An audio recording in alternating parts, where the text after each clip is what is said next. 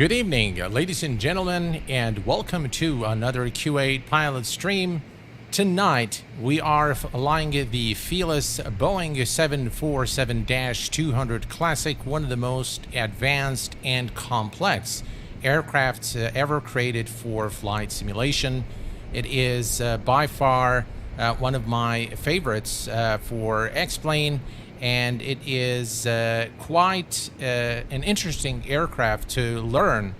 The stream is going to be a little bit longer than usual due to the complex and lengthy setup of this aircraft.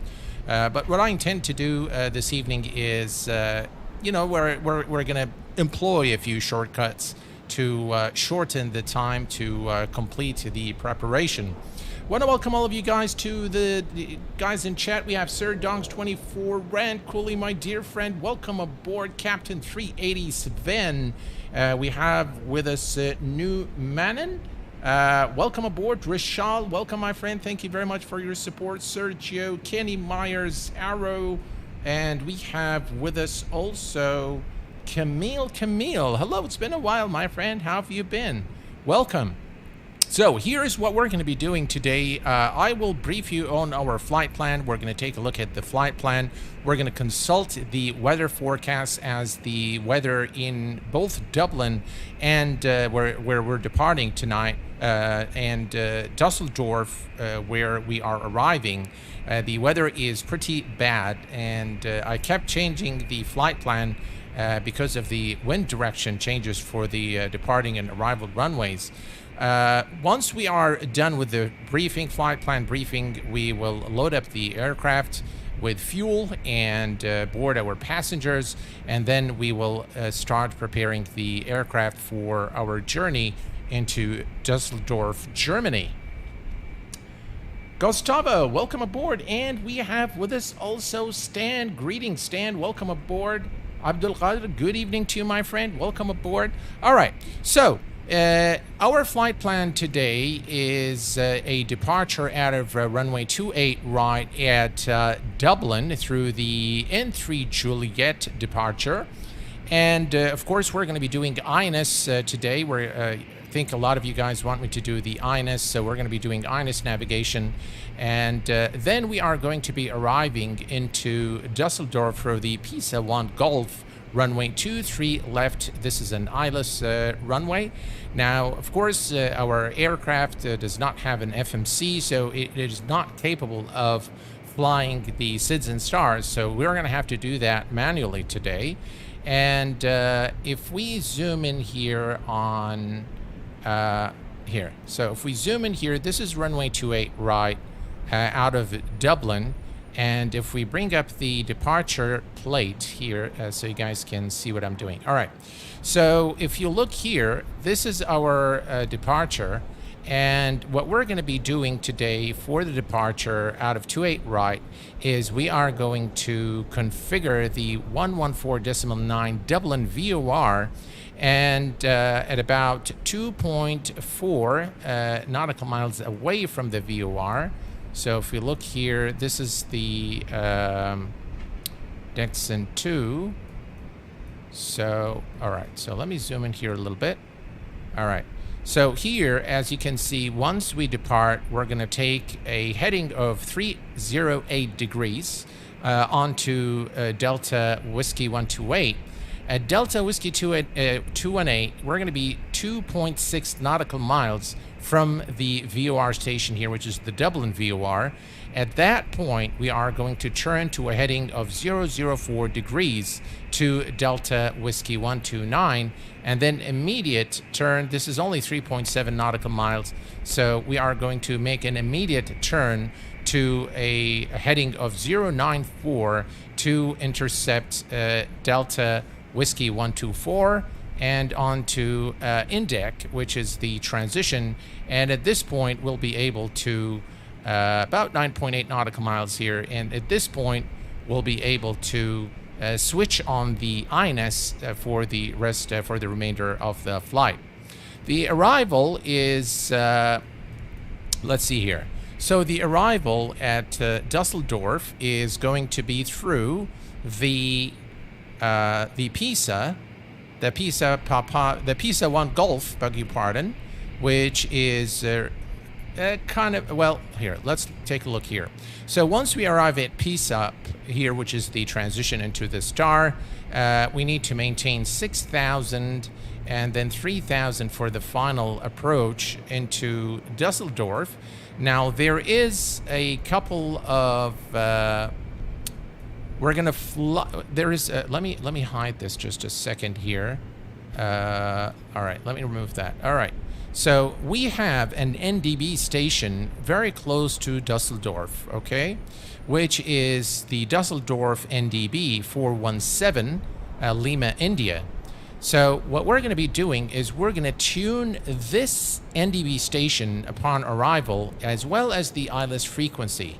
This is going to guide us towards the airport once we are at Pisa.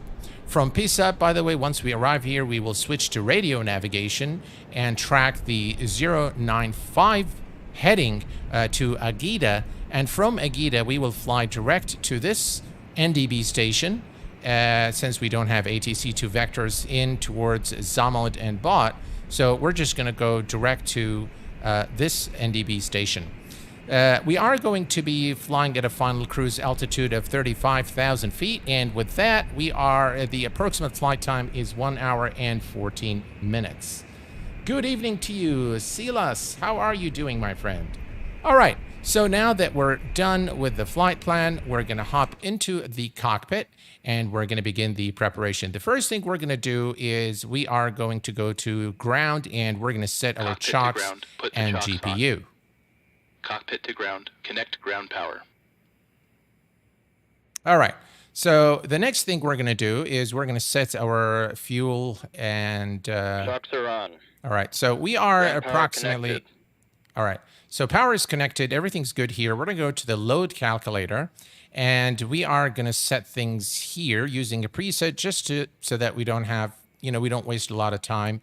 So I'm going to say PAX preset is 75... 50% of cargo.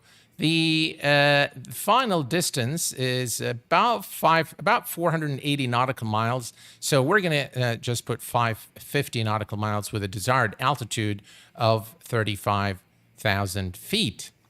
Excellent. And we're going to say show the load sheet. Now you can see the load sheet here. We're going to come back and go to refuel.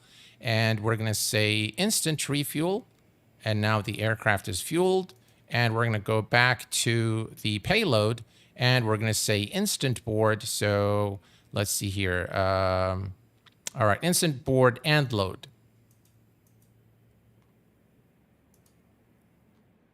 Why is it not doing it? All right, let's go to the calculator once more. Load calculator. Let's see here. We've put 50 and 75. All right, and let's just say instant load. Okay. So now if we go to the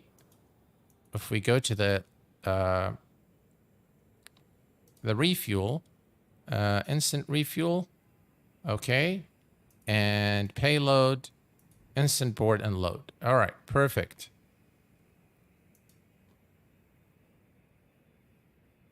All right, so we've got everything here loaded and the aircraft is ready to go. And the first thing we're going to do is we are going to make sure that the landing gear lever is in the down position. All the throttles are in the idle detent. Flaps are retracted. The speed brake is disarmed. And everything, all the switches, all the power switches are in the off position. And next we can head over to the engineer station. All right. Now, the engineer station is, remember that actually when you fly this aircraft, you're doing the job of 3 people. And that would be, the captain, first officer, and the flight engineer. So I might be late on doing a few things once we depart. But essentially, we'll get to it. Hello, Flight Lila. Welcome aboard, my friend. Glad to have you here with us. And GamerTube HD, welcome. Load sheet data. Let's see here. What are you talking about here? Let's go to the payload. Ah, there we go. Gotcha. Instant board and load. Okay, and then we go to refuel, and we say use load sheet data and instant refuel. Okay, perfect. All right. Perfect. Thank you for that. Yeah. All right. So in the engineer station, the first thing we're going to do is we are going to turn on the master battery switch, which is right here. So master battery is on. And now there are a number of checks that you need to do, but suffice it to say that on battery, you can see that the DC amps are showing a slight discharge, and we have sufficient DC volts. So we are good to connect the ground power. And the ground power is now connected, and you will notice that there is a positive charge now, slight positive, and you see the DC volts as well. All right, so now that that's out of the way, we can turn on the standby power to normal, and we can do our checks. The galley power remains off at this time, as it tends to put in a lot of drain on the DC power, so we'll leave those off for now. Galley control, we'll leave this on. We'll leave this off at the time being. All of that can remain off. Everything here looks good. Everything here looks good. External power, we can see a positive load here, so we are good. We can come down here and let's check very quickly the gross weight. So if I go to the load sheet, load calculator, and let's go remain here, and we have the takeoff weight. Takeoff weight is 252. Okay. All right. So let's come back here. Oops. All right. So 253. That's okay. That's close enough. And we are going to click here on just to test the fuel. And everything tests okay. Excellent. Nothing to do with the packs for the time being. We'll leave everything here off, and we're going to come here and set the altitude. Flight cabin altitude is 35,000 feet, so we will set that, and we need the baro. So let's come here very quickly to our flight plan, and we're going to go to Dublin and information, the weather information. As a reminder again to all of you, the Q8Pilot videos and streams are powered by Navigraph. The altimeter is 1015. So let's set that 1015, 1015. That's about right. And then we can check the rate limit. And we release. And by the way, you can also check this. So you can do the, as you can see now, if I try to close here, nothing happens. The reason being that this is on auto. So if you want to complete the altitude pressure test, you can put this on manual, and then you'll be able to actually test this and make sure that everything works. You should actually take it to the full closed position and then back to the full open position. But for the purpose of our flight, we'll just skip the checks here. All right, coming back here to the overhead panel, to the engineer station, we're going to check the equipment cooling. And this tests okay, and we're going to reset it. Perfect. The rest of the checks we'll do later. Ground relay, okay, that's good here. We'll wing overheat, we'll do that a little later as well. And we can here check the flight recorder, make sure that everything works as it should. Potable water, we have full tanks of potable water, and we'll check the fuel jettison panel, and all the switches are in the closed position. Excellent. So now we can go to the overhead panel and start setting things up here now that we have electrical power to the aircraft. Frank, hello, my friend. Welcome aboard. Braden, welcome aboard. Mario Del Toro, welcome aboard, my friend. Glad to have you here with us. And we have also Megabyte Gaming. Welcome aboard, my friend. I finally joined one of your streams. I've watched all your videos for a very long time. Hope all is well. All is well, Frank. Thank you very much for being here, my friend. And we have also Kritik Varma. Welcome aboard, my friend. All right, so overhead panel, we're going to go again top to bottom, left to right. Flight control, hydraulic power, everything here is good. Everything here is good. Auto brake. This aircraft does not have a rejected takeoff, so this stays here. Anti-skid is on, body steering is armed, and we're going to come to this side here. Everything looks good here. We're going to set this to align.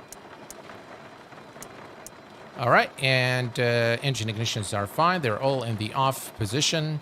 And this goes to VHF1, VHF2. The frequency goes to USB. And then we're going to... The oil well fire detection. Flight voice recorder is tested.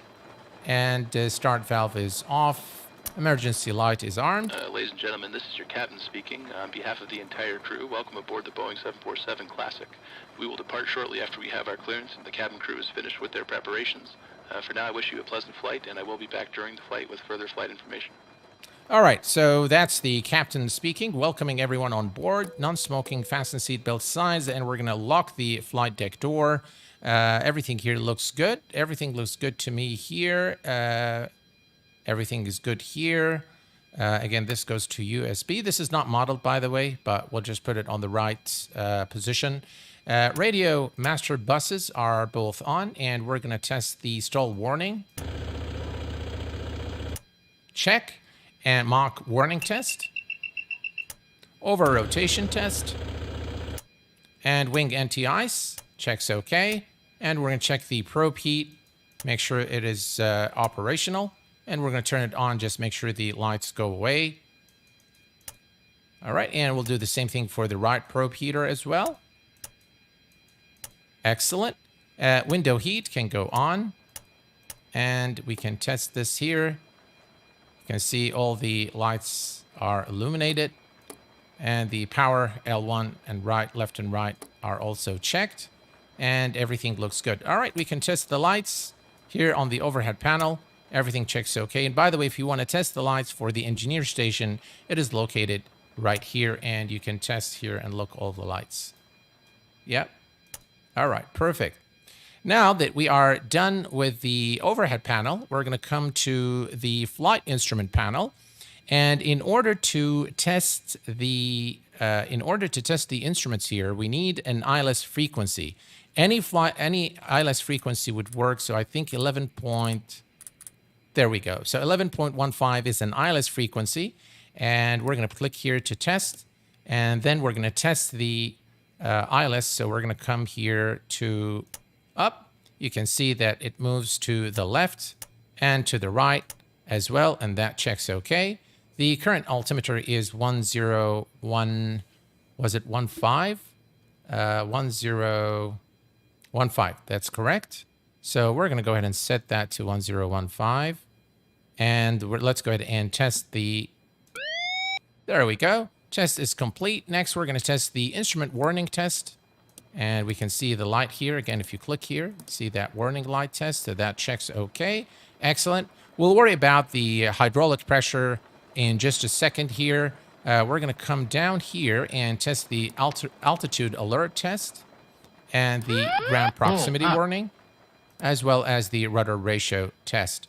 All the tests are okay, and we're going to do the same thing on the first officer side. Again, we're going to test here, and we're going to set this to 111.10. That's an ILS frequency, and so we can test this as well. And that works okay. Excellent. The altimeter is set to 1015. All the tests are complete. Hello, the sun of the night. How are you doing, my friend? Welcome aboard. All right, so all the tests are complete here. And the next thing is the weather is pretty cool in Dublin, so we still don't need the APU. I think the passengers are comfortable in the back, so we'll let them, we'll power the APU in just a little sec here once we're through with the alignment or the configuration of the INS. All right, so now that we've done, by the way, let's take a quick look here. We have already this set on the, this one. Yeah, we'll worry about these. We can put the weather radar on standby, and that's good. All right, so let's come here to the INS. Now, the first thing we want to do is we want to align the INS. And actually, kind of just like the FMC, when you set up the initial position, you need to do the same thing in the INS. The difference is the FMS in your modern Boeings and Airbuses picks up that automatically for you, the latitude and longitude for you. And the only thing you need to do is copy it from the scratchpad into the FMC. Whereas here, you need to specify the longitude and latitude to the INS so that it can align. The first thing we're going to do, we're going to go to the status here, and we're going to click on the test, make sure that everything looks okay. And next, we're going to go to the position. Now, we need to enter the north and the east positions for our current location. And if we look here outside, we are at stand 145. So let's go back in. So at stand 145, we need our Navigraph charts. Another reason why you should subscribe to Navigraph is this. And we are going to go to the charts, and we're going to go to the taxi charts and scroll all the way down for the parking stand coordinates. Now from here, we are interested in this position, which is 145. Okay, let me move this a little bit to the side. All right. And all right, so that way you guys can follow along. All right. So the first thing we want to do is we want to insert the north position of our current, that's stand 145. So it's north 53260. So we're going to click on north, and then we're going to click 53260, insert. And then we're going to enter the west position. Is it west or east? It's west. So west is 6153. 6153. And insert. And now we'll let the INS do its thing. Now we have to repeat this on the second unit. So we're going to come here to the second unit, and we are going to test it. All right. Looks all right. And next we're going to go to position, and we're going to enter north 53260, 53260, insert, and then we're going to enter the west position, which is 6153. So west and 6153, insert. And last but not least, you need to enter the position on the third unit here. So we're going to come here and test the unit status, and we're going to check that. Again, everything looks good. And next we're going to go to the position, and we are going to enter the stand coordinates again. So north and 53260, 53260, insert, and the east or the west position. So west 6153, 6153, insert. All right. We're done now with the INS position initialization. And what we can do, just for the interest of time, is we can come here. And I really like this feature. Otherwise, you're going to have to enter all the waypoints in the same way that I've entered the initial position. So what we can do is, hello there, Juan Cag. How are you doing, my friend? And you wish this was available for MSFS. Well, I'll tell you, xplane is not that far off now with the recent changes. So if you go to the INS, and if you go open flight plan, this is our flight plan today from EID. So this is Dublin to Dusseldorf. So I'm going to click that. Now watch what I'm going to do. I have all the coordinates here that we need to enter into the INS. What I'm going to say right from to. All right. And so once you click on this, if you come now to the waypoints and you cycle through the waypoints here, you'll see that I have all the waypoints automatically entered for me. And that way you don't have to, waste a lot of time entering the coordinates into the INS. So kind of a shortcut, saves us a lot of time to enter, the north and west position for every waypoint there. So we have the flight plan loaded, and we can now go to the engineer's list. Actually, we can now set this to nav. So we'll set this to nav. You have to always wait for the green light, which means that it's ready. And now we can go to the engineer station once more. All right, now in the engineer station, the next thing we want to do is we want to turn on the APU. Hello there, Amari. Welcome aboard, my friend. And Lewis Howard, welcome aboard, my friend. Welcome aboard from California. Welcome. Glad to have you here with us. All right. So the next thing is we want to fire up the APU now. So the first thing we're going to do is we're going to go here to APU battery, and we're going to make sure the APU battery is good, which it is. So the next thing we want to do is do this squib test. And we're going to do the fire test B, A, full test, A and B, and fire test. Sorry, full test. So everything is good. So we can go ahead and start the APU. We'll wait for the APU door to open. The fuel valve is on. So now we can go ahead and select start. And as you can see now, the RPM is increasing. And if we look at the back of the aircraft, check it out. Yeah.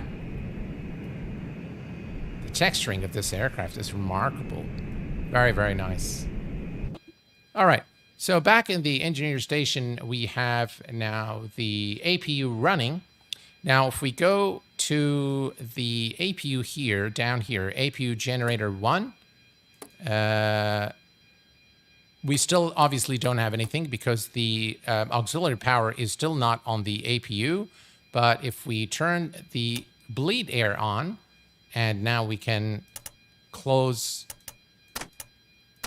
All right. So the auxiliary power has now taken over, and we no longer need the external power. So we can go to ground and say Cockpit disconnect to ground. the GPU. Disconnect ground power. All right. So ground power is no longer needed now.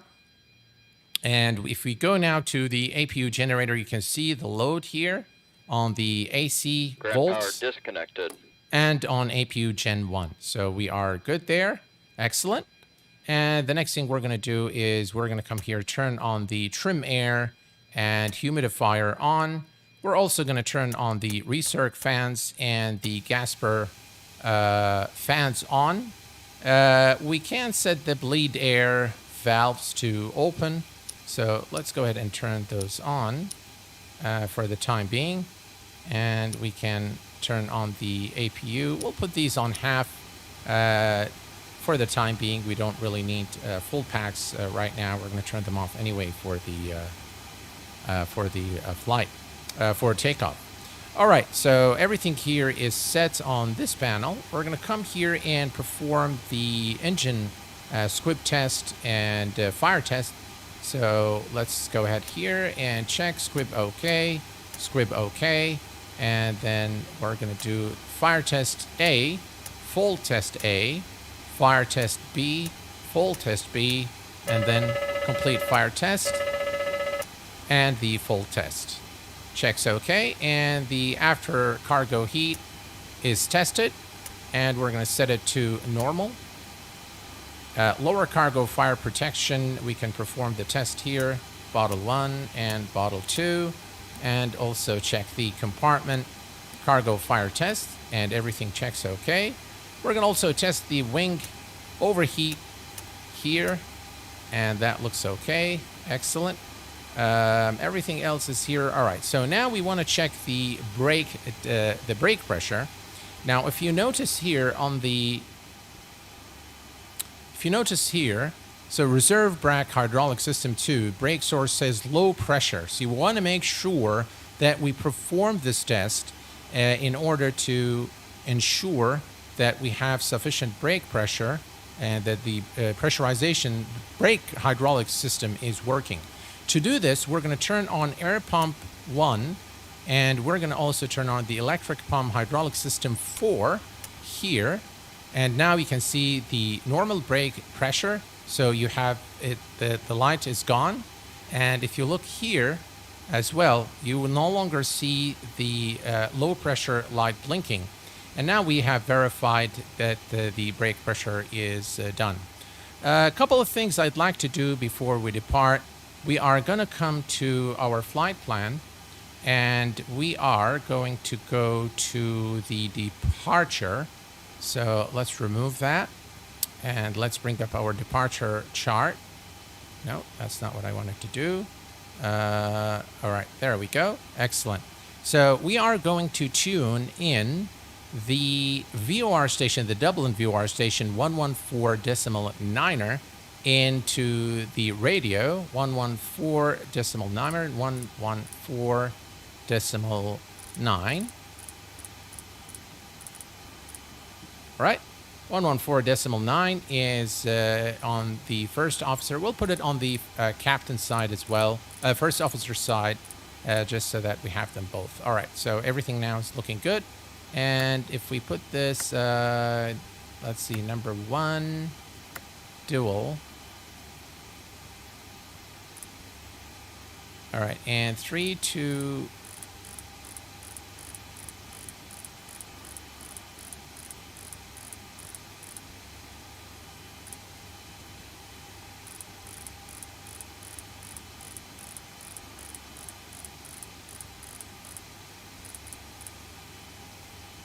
All right, so we have everything matching now. Excellent. And the next thing we're going to do is set our glare shield. So we're going to come here. We're going to make sure the radio switch is on radio. VHF nav is set up on the first VOR station. Flight director is currently off, and everything here is good. All right, we're going to set our altitude to 35,000 feet. Hello, Will. Welcome aboard, my friend. Hello, Alex. Welcome. Glad to have you here. Hello, Frank. I'll definitely have to look into that option. Yeah. All right, let's put this on 35,000 feet.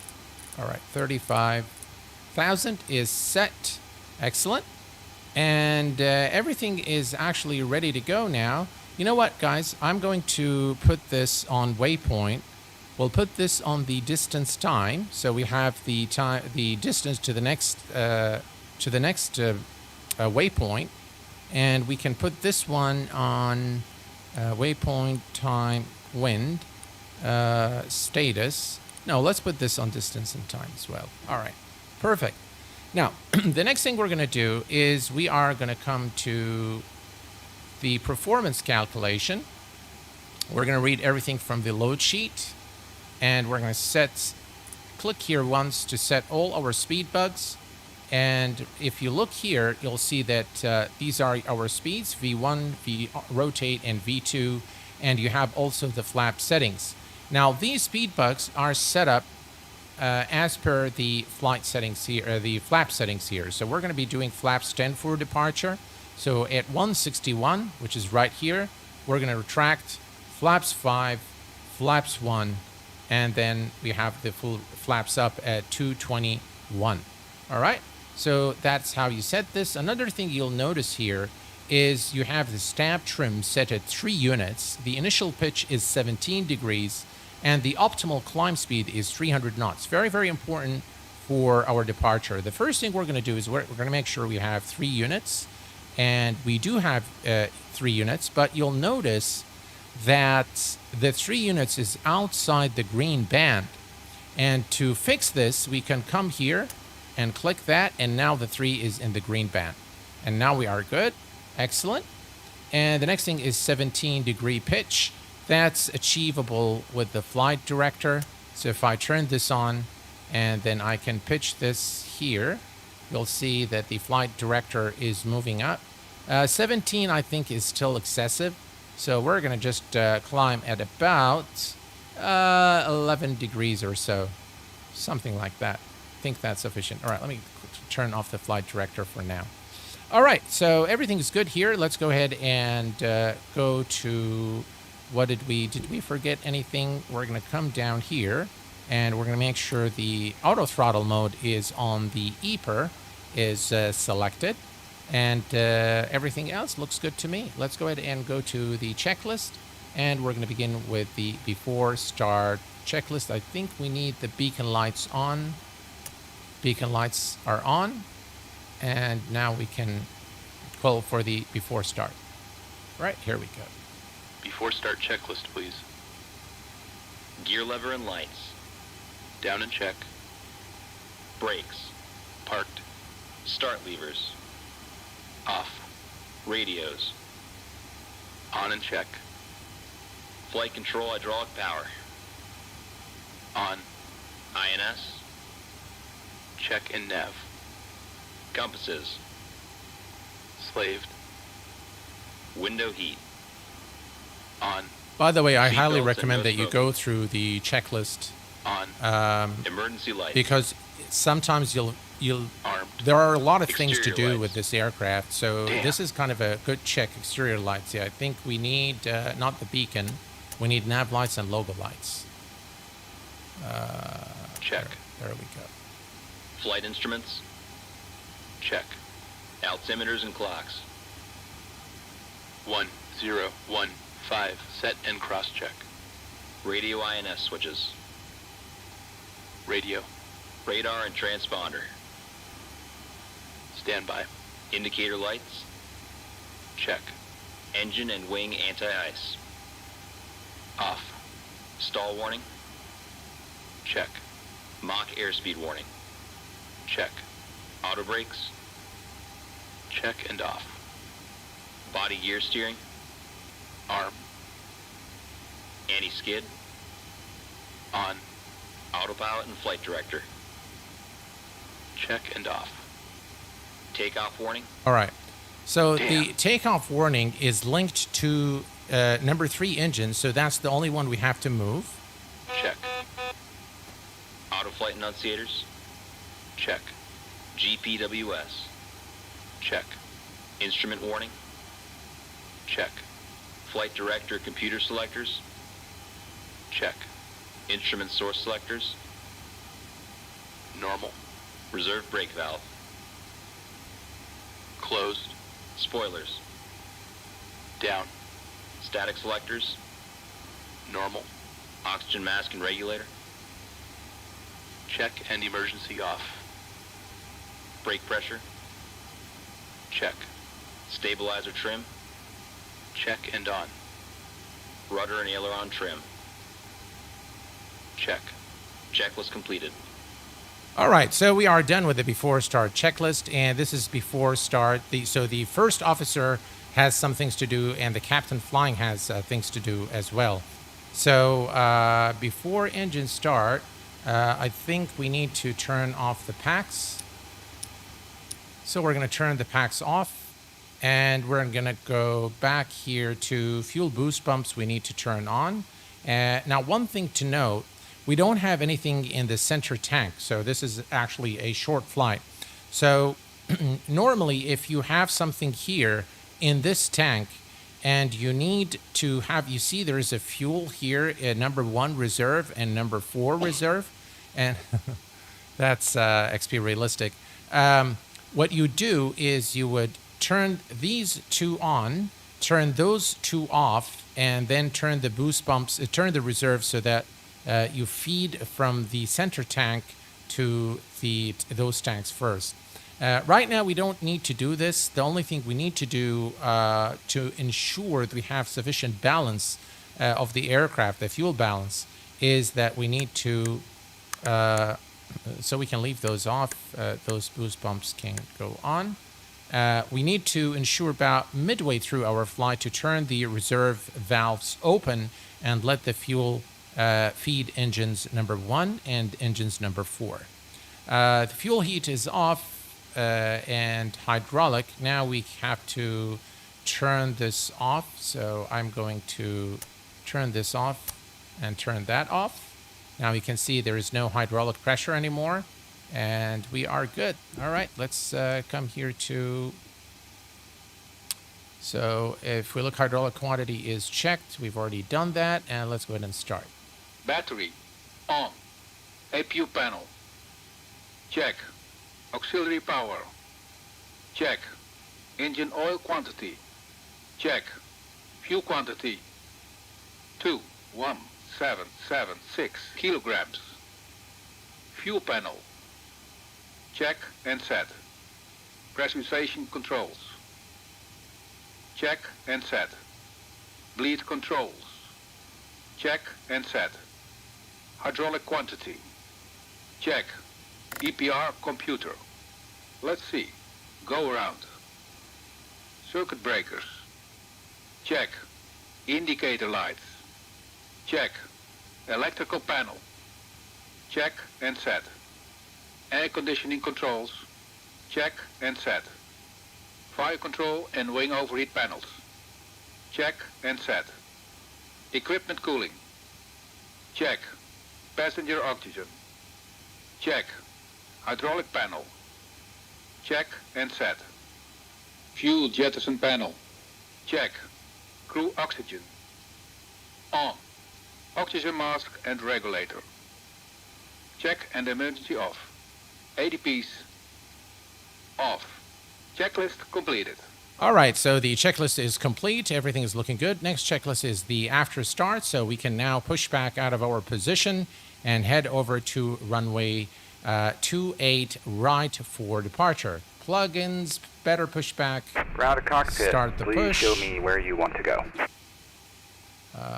Let's see here. What did I do? Ground Start to push. cockpit. Please show me where you want to go.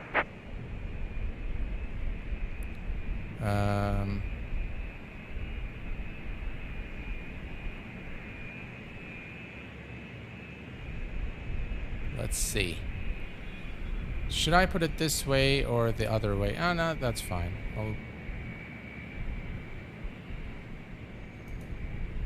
Ground to cockpit. Tow is driving up. All right. So time for us to remove the chocks. So we're going to go to ground and we're going to remove the Cockpit chocks. to ground. Remove the chocks.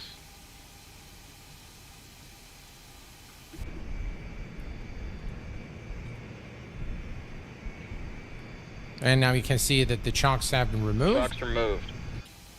Excellent.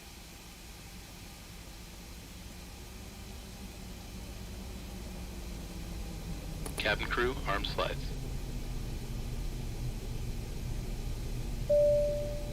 All doors are closed and armed. All right. All doors are closed and armed. Excellent. Entire crew, I wish you welcome aboard.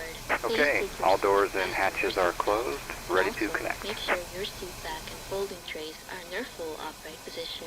We request your full attention as our cabin crew will demonstrate the safety features of this aircraft.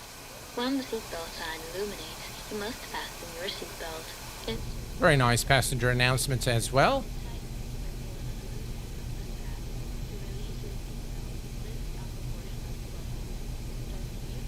Don't forget to have better pushback. Pull you forward a little at the end of the pushback so that your center body gear is straight. Yeah, you can do that.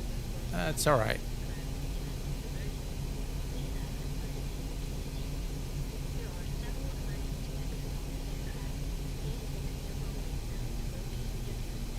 So connected and bypass pin inserted.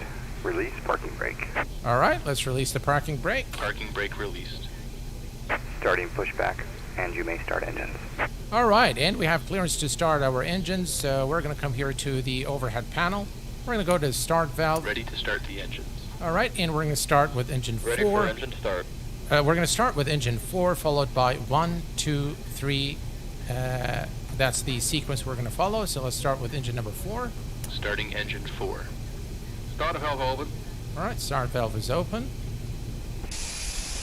Oops. Better pushback is doing strange things.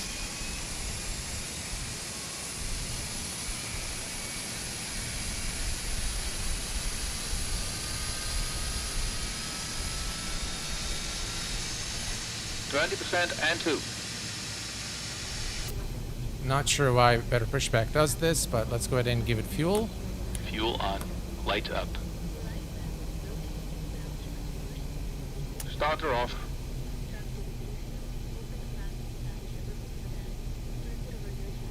preparation complete. Set parking brake. Really? Parking brake set. All right. Disconnecting tow. Stand by.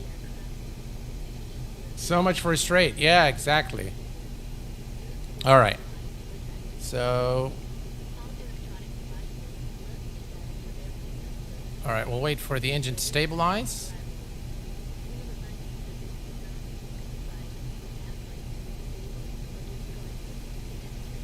Looks stable. And we're going to start engine number 1. Starting engine 1. Start of valve open.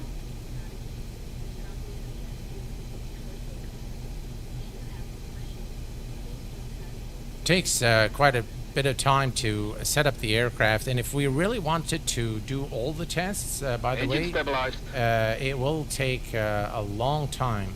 Set park brake and 20% disable and cutter two. pushback. Tow is disconnected and bypass pin has been removed. Hand signal will be on the left. We'll see you next time. Have a safe flight. Thank you very much. All right, and we can go ahead and give fuel for engine number 1. Fuel on. Light up. Starter off.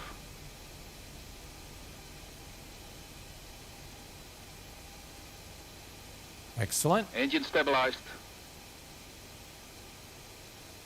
All right, now we can start engine number 2.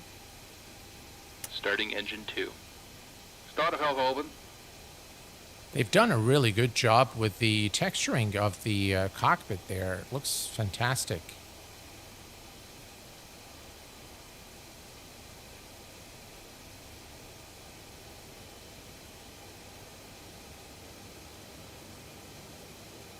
%, and 2. All right, here we go. Fuel on.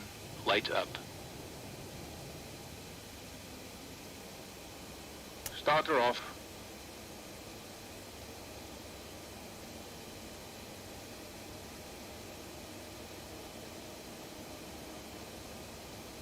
All right. And we'll wait for the stabilization of engine number 2, and then we've got engine number 3 to start.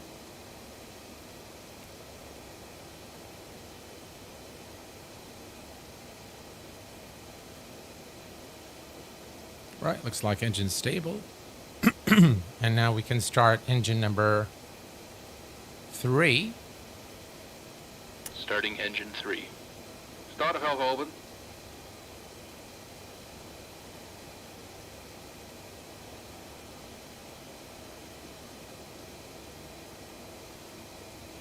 Excellent. And the engine is spooling up. Engine stabilized. Engine number 3, 20%. 20%, and 2. And fuel is coming Fuel up. on. Light up. All right, and that's the 3rd engine. Starter off. Perfect. We'll wait for the engine to stabilize. In the meantime, we'll come here and turn on the flight director on both sides. We're going to make sure both the radio switches are on the radio position.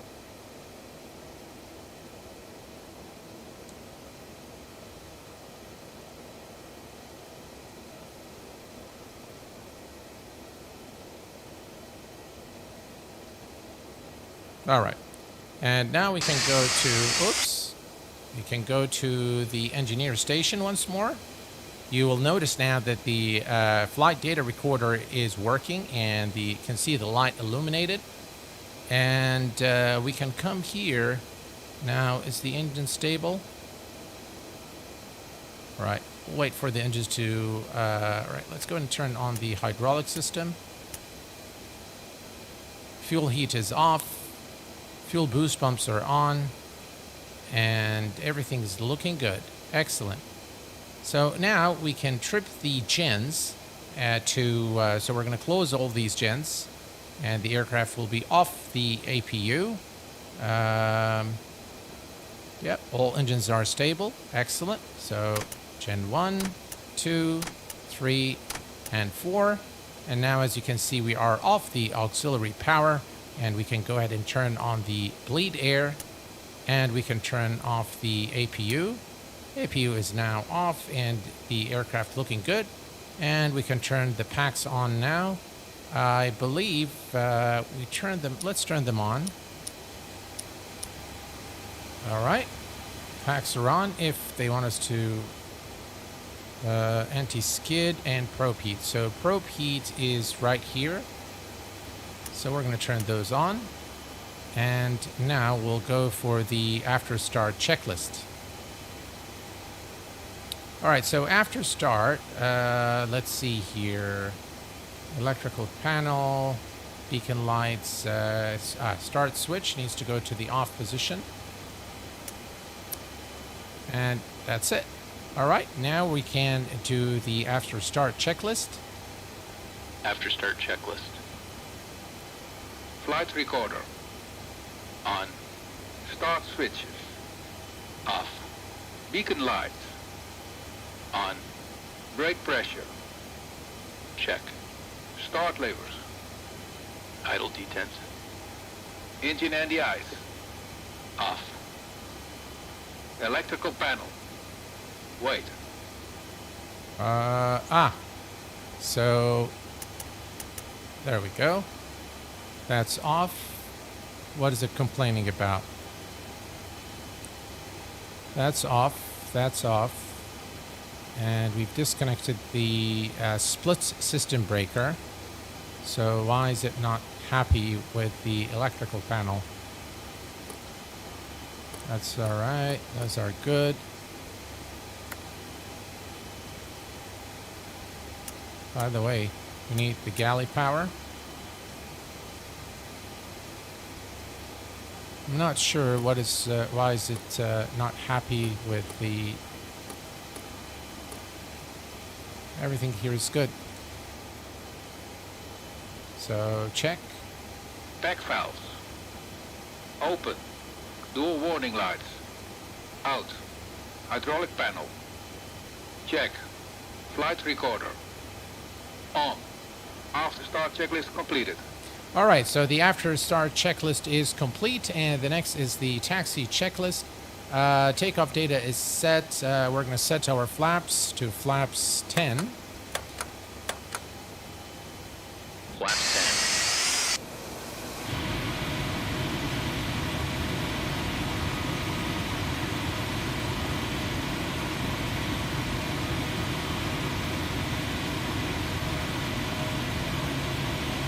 Check it out.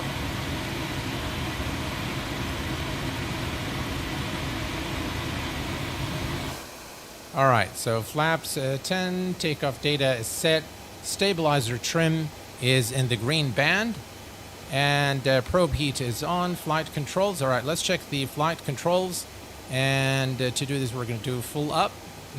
You notice, if you look here, let me move this here so you guys can see. All right, so full up, and then full down, full left, full right, and neutral. And what else do we need to do? The APU is off. The yaw dampers are checked. Seatbelt, shoulder harness are checked. The APU is off. Fuel heat is off. Totalizer gross weight is set. Engineer and pilot panels after cargo heat is already on. And we can go ahead and start the checklist. Taxi checklist, please. Flaps. Flaps 10. Flaps 10. Takeoff data, EPR and airspeed bugs. Damn. Why is it complaining about the... I think we've already done that, haven't we? Yeah, we've done that. Why is it complaining about that? Well, check. Stabilizer trim. Set in green band. Probe heat. On. Flight controls. Check. Yaw dampers. Check. Seatbelt and shoulder harness. Check. APU. Off. Fuel heat. Off. Totalizer and gross weight. Set. Flight engineer and pilot panels. Check. Aft cargo heat. Normal. Seatbelt and shoulder harness. Check. Taxi checklist completed. Excellent. The next one is the before takeoff checklist, and we are ready to go. So let's release the parking brake. Parking brake released. And we'll give it power. Now, I suspect that we're going to need... Engine stabilized. I think we need to give it a little power here so that the aircraft moves from the grass. That's something that happens always with X-plane. Here, let's see if we can get the aircraft to move. Once it moves, then it goes. Stabilized. Come on. Come on. Once the wheels are off the grass, we'll be fine.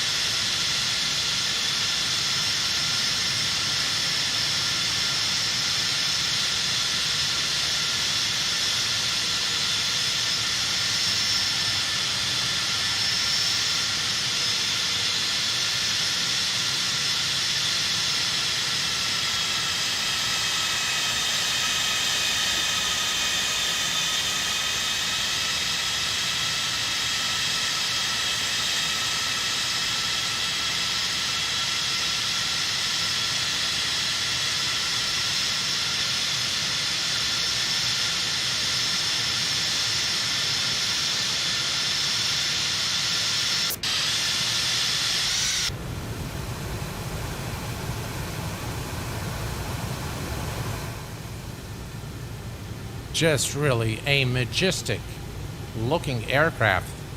So iconic, the 747. Good evening there, M16 driver. Jeff Boxer, welcome aboard. Glad to have you here with us. Anson, welcome aboard. Right, here's our turn.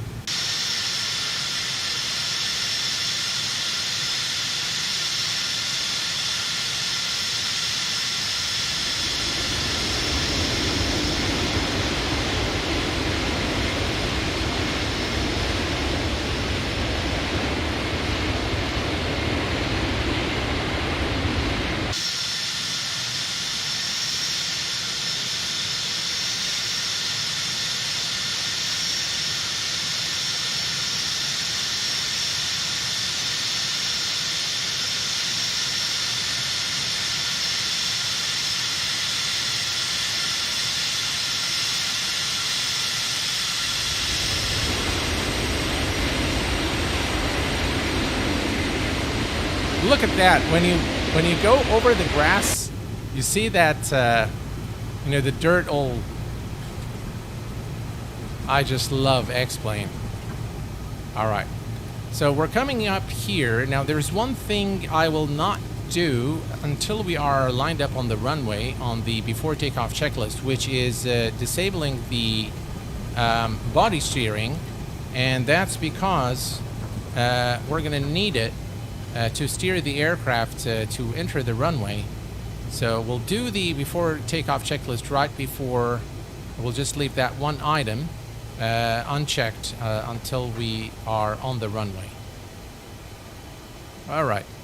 So let me set the parking brake here real quick. And let's see here. A quick scan here through the overhead panel. Everything looks good. And flight directors are on. Everything here looks good. Everything here looks good. We're going to check the course now and the heading bug as well. So we want to go to a heading of 308. So 280 is what we're going to go to. Set this to 308.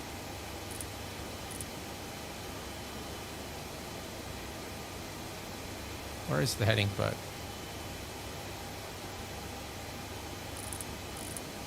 Oh, there we go. So we're going to set this to 308 and course 308 as well. 308.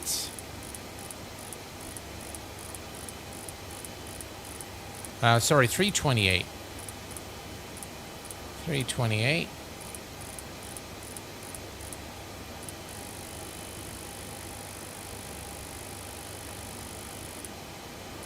All right, 328 set. All right, let's go to the engineer panel real quick. We're going to need the packs off for takeoff. All right. And let's see here. Everything here looks good to me. We're going to set the landing lights to the on position. Strobe light is on. And we'll leave the body steering for the time being. Hello there, Brian. Welcome aboard. How are you doing, my friend? Stuart, hello, my friend. Welcome aboard. Glad to have you here. All right, so we're going to go to the checklist and cabin alert check. Let's see here. Cabin ready. All right, the cabin is ready. And transponder needs to go to TARA. And the weather goes to... where's my weather? There it goes to normal. And EPR computer, EPR on mode is TOD. All right. And let's start. Before takeoff checklist. Icing considerations. Check. Cabin alert. Check. Transponder. Check. Ignition. Hold on. All right, so the ignition switches are located here. And we need to put all of these on flight start. Body gear steering. Damn.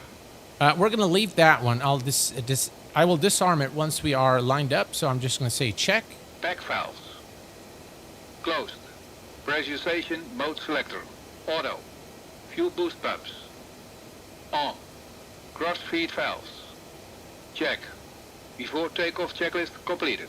Excellent. So we are done now, and the after takeoff checklist is next. But before we line up, let's revise again what we want to do here. So upon departure, we will track 308 degrees. Let me see here. 380 degrees. And then at 2.6 nautical miles from the Dublin VOR, we will turn to a heading of 004. Then we're going to turn to 094. So 308 is set. Let me set the course to 308 as well. And 308 here as well. All right. All right, perfect. Let's go ahead and release the parking brake, and let's go. Finally, there's a click spot to manipulate all the starters in one click. Oh, thanks for that.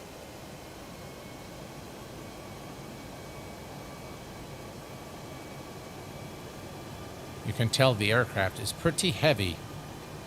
Takes quite a bit of power to get it to move.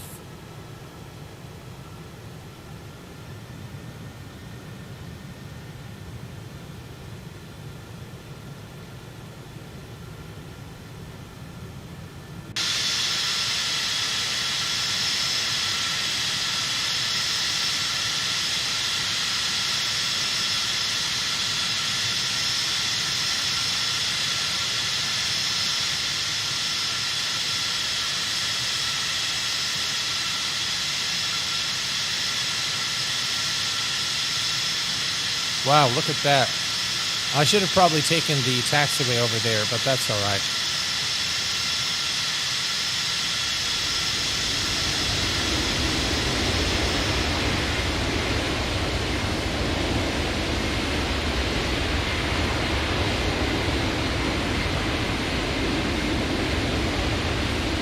We're going to break all the lights.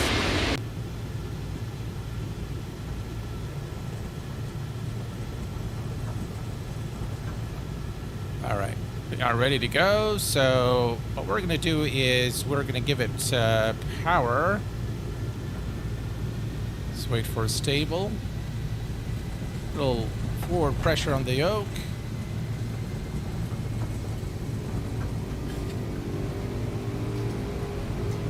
Cross set. EPR mode is engaged. 80 knots.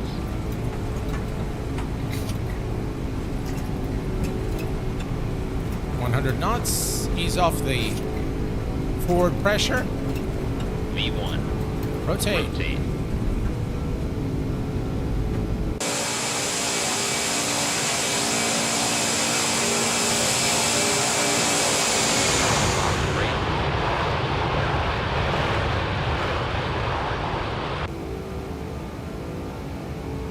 Right, pause. Gear up. Gears going up. And let's begin the turn to 308 degrees.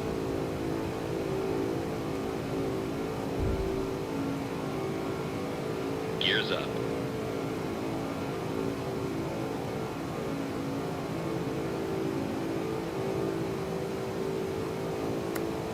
Climb mode. Flaps 5.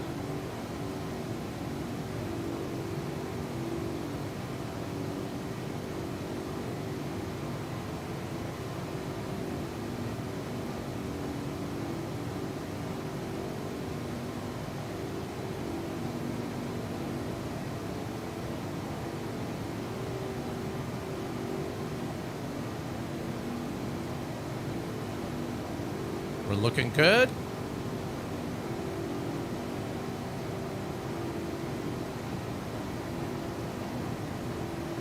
Right, we're above 1,000 feet. Autopilot engaged.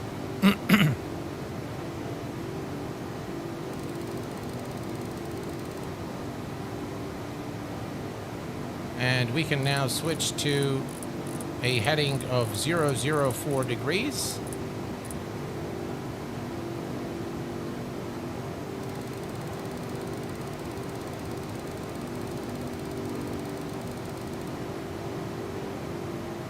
I'm going to go to vertical speed.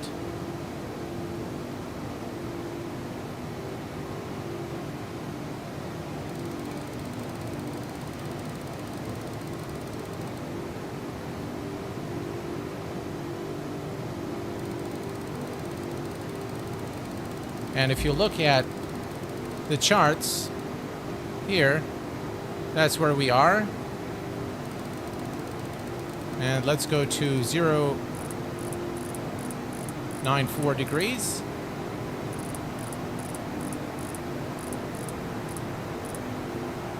There we go. Excellent. Flaps up. Flaps 1. IAS mode.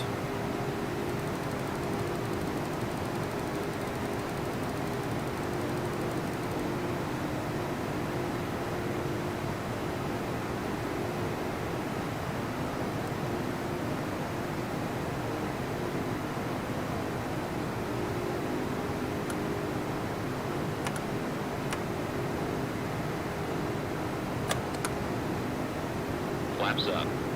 All right, so we retracted the flaps. We can now go to the engineer station, and we can turn on our packs. And the fuel heat goes to auto. So fuel heat, auto, auto, auto, and auto. Excellent. We continue our climb, and we can do the after start checklist. We are still at 7,000, so let's start. After takeoff checklist. Gear lever. Off. Landing and logo lights.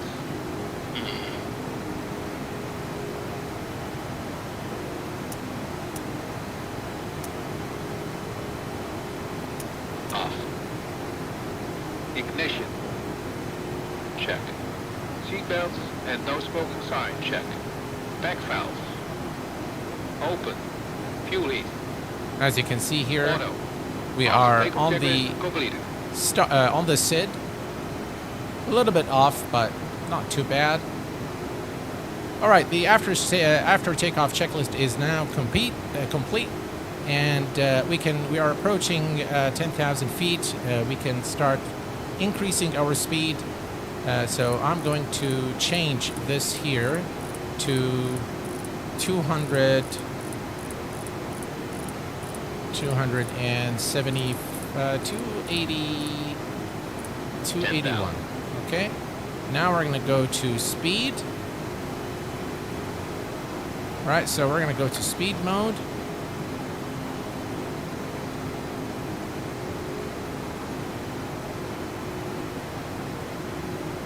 Alt select. And we're going to go to INS. Excellent. And now the aircraft is going to pitch. We might need speed. We might need EPR mode. Let me go to EPR mode, and I'm going to use vertical speed. And what we want to do is, where is this, at 2,000? We'll leave it there. 2,000 is fine.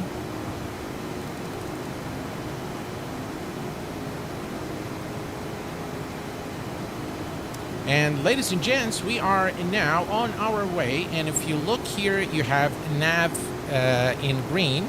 We're still in EPR. That's okay. We'll leave it there for the time being until we've gained sufficient speed. And we can reduce the rate of climb. And then we can go to speed and just leave it there. We are at 13,000. We're going to set Barrow to standard. So for this, we are going to come here and set this to 29902. Everything's looking good.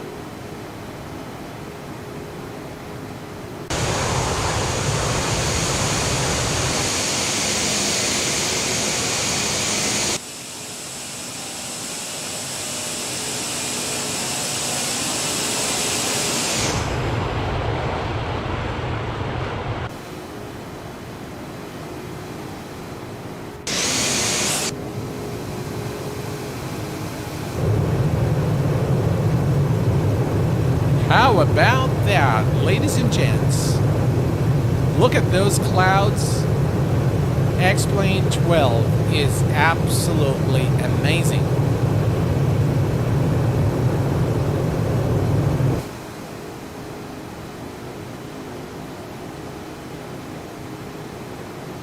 Hello there, Osama Mohammed. Welcome aboard. Mertoya, hello, my friend. Welcome. We have XPilot. Welcome. I feel the clouds in X-Plane looks a bit more realistic than MSFS. I agree there. I have to agree with over-exaggerated pub. Yeah, that's. I think it's still a lot better than X-Plane without a doubt. I'm going to reduce the rate of climb to.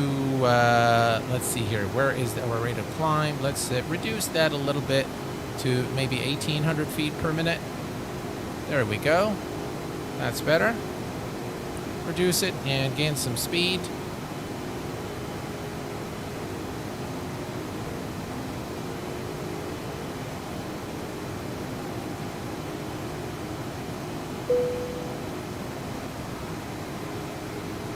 Let me reduce it further to 1,500 feet per minute. Yeah, that will help us gain a little more speed, and then we'll switch to speed. All right. So if you notice here on the INS, this is the waypoint, and this is the distance to the next waypoint, and you can see this here. So you can see the ground speed, and this is the DME. So we'll forget about that.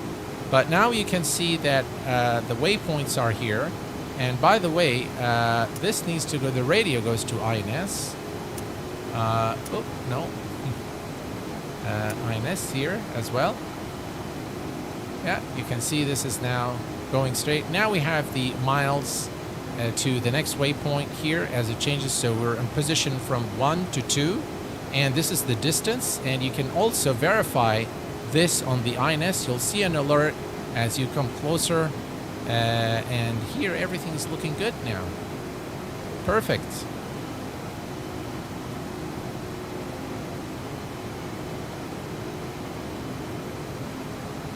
This whole plane is manual, isn't it? Yes, absolutely. Live cockpits. Welcome aboard, my friend. Glad to see you flying the Queen again. Well, how are you doing, my friend? Very good to have you with us on stream. Thanks for stopping by. Appreciate it, my friend.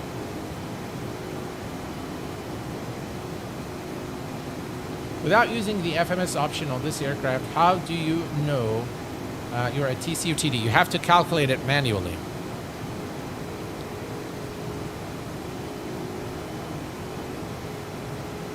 All right, so we're looking good.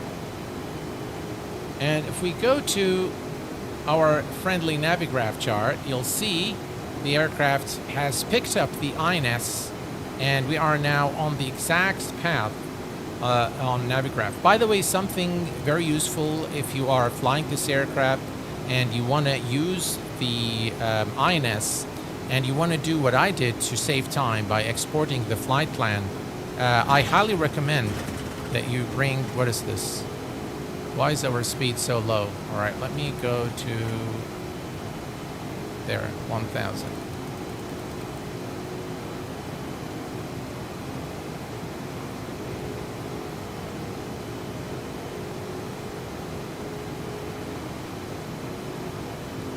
Let me do this, guys. Let me go to 500 feet.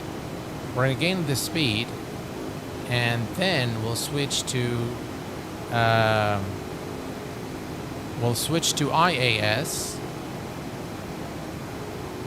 Yeah, let the aircraft gain some speed here. So, what I do recommend is, if you want to do what I did to save time, is load up your flight plan in Navigraph and then use the export function to export this to xplane. Now, why would you want to do this? Simply because sometimes Navigraph changes some of the waypoints here once they come from SimBrief. So you want to make sure that you have the flight plan that you are seeing in Navigraph.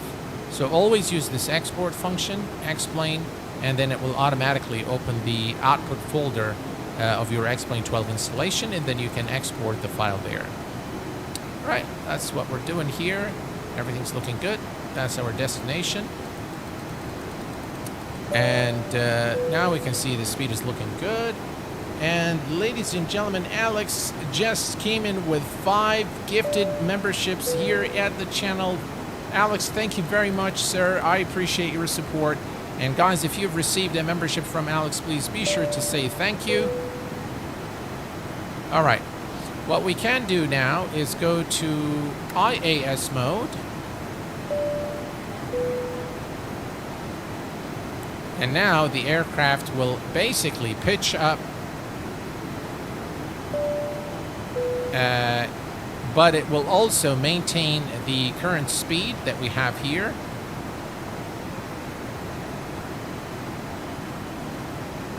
Thank you very much, Alex. Appreciate it, my friend. Guys, if you've received a membership from Alex, please be sure to say thank you.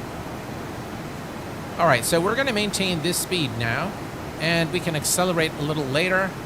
We are looking good, about 12,000 feet until we level off.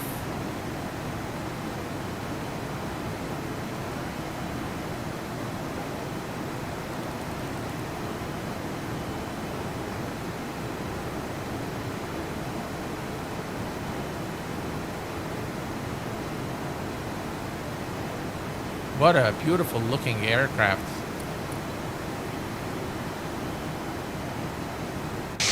Always recommend to keep your seatbelt fastened with your seatbelt. In a few moments, flight attendants will be passing around the cabin to offer you hot or cold drinks, as well as a runway. Alcoholic drinks are also available. The cabin isn't bad, is it?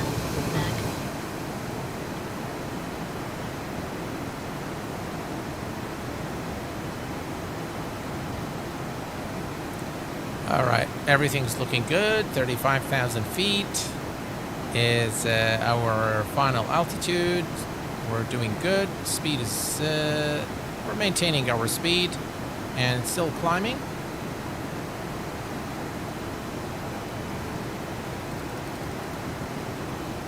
Lovely, guys. Look at the clouds in this version of, this is the latest beta, and it actually looks very, very good. Yeah. I'm really enjoying xplane, guys. Really, really enjoying xplane. There's, by the way, a new bird coming from SimWorks Studios for Microsoft Flight Simulator. And the guys over at SimWorks Studios have been very gracious and offered me a sort of a beta copy. We are still under NDA, so I cannot share anything yet. But I promise you that once the NDA is lifted, I'll be showing you guys the aircraft here on the channel. Also, this week, I'm not sure exactly when, but perhaps on Tuesday, I might do it tomorrow if I get to completing the editing of the video. You will have the video that I promised you, the top 5, or not top 5, but 5 must-have freeware aircraft for X-Plane 12 coming up on the channel very soon. So if I can get to it tomorrow after work, I'll be sure to upload it at a reasonable time so that you guys can enjoy it. Imran Khan, hello my friend, welcome aboard. Glad to have you here with us.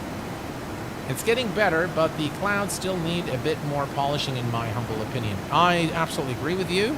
They still need, especially the cirrus clouds, they still need work, but overall, X-Plane is really looking very, very good. I am really very pleased with everything that Laminar has been done. By the way, according to my calculation, we are going to be cruising at 35,000 feet. And from 35 to 3,000, that's 30...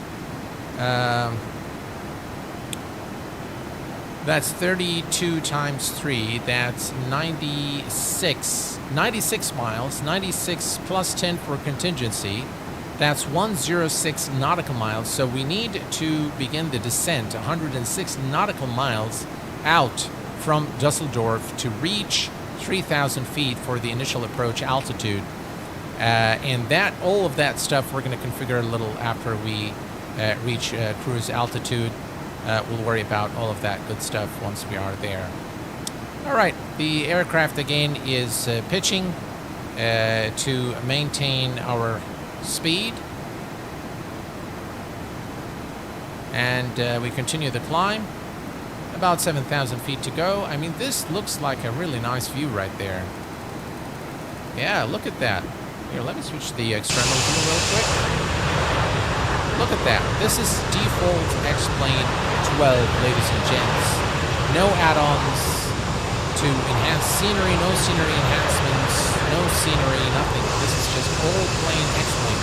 This looks really, really good. Really, really good. I have to say. The sim is evolving without a doubt. Hello there, Anthony. Welcome aboard. Going for Mike from Logan, New Jersey. Welcome.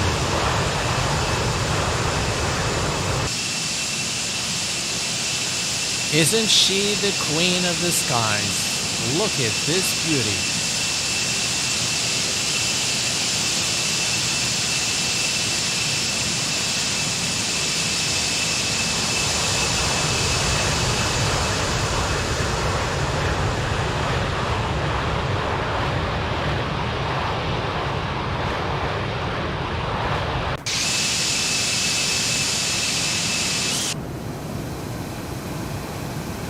Here's a nice wing view for you guys. What I like about Felis is, you know, the aircraft keeps getting updates. It is an aircraft that is well cared for by its developer, which is something I really like. Hello there, Jummy, is it Razier? Jummy. I'm sorry if I mispronounced your name. We have also with us today Bertram. Hello Bertram, welcome aboard. What do you think about the new clouds? I think they're great. They need work still, so I don't think Laminar's work is complete when it comes to the clouds, but definitely major improvement over the you know, the previous version. 12.06 is you know, it's showing us what X-Plane is going to look like. And I tell you, I didn't realize that when you have, you know, the clouds working correctly and looking correctly, that it really changes the sim completely. And I really like what Laminar is doing, without a doubt. We're looking good, folks. And all aircraft systems are operational per design intent. One thing I want to make sure of is this here. So I'm going to go ahead and open the reserve valves here, and we're going to feed the reserve tank into engines number 1 and engines number 4.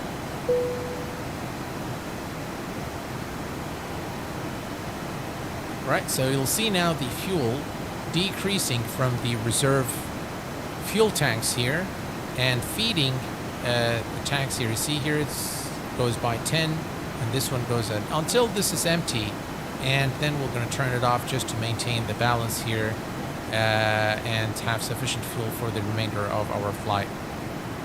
Right, we're a few miles away from reaching our cruise altitude. Hi Q8, any news on the flight factor 777? It will. The only thing I have from Ramses himself when I met him over at FS Expo is that it's going to be this year. So that can mean any time now. But I think I asked Ramses, said, why has it taken so long? And he said, in the past, every time we released an aircraft that had issues or something wasn't exactly as it should, we get a lot of criticism over that. And we just want to make sure that this aircraft is perfect. And for this reason, Ramses himself is type rated on the 777. So he actually went and got the type rating on the model, on the variant, so that he can develop this aircraft as much as possible, to the real thing.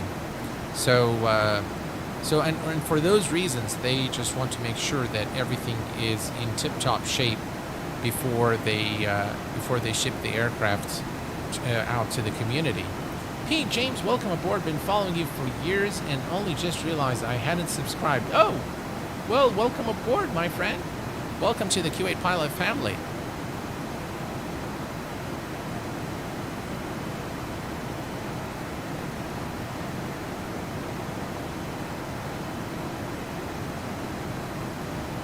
Right, here we are. We are looking good.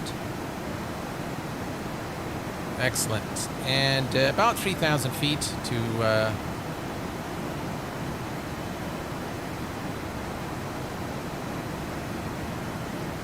know what I'll do? Let's leave that to me.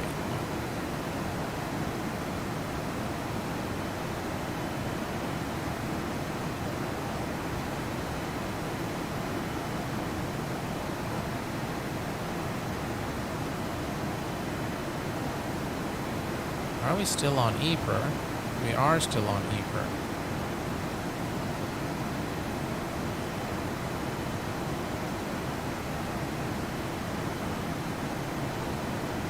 All right, long flight today, loving it. Yeah, I absolutely adore this aircraft. It's just a lot of fun.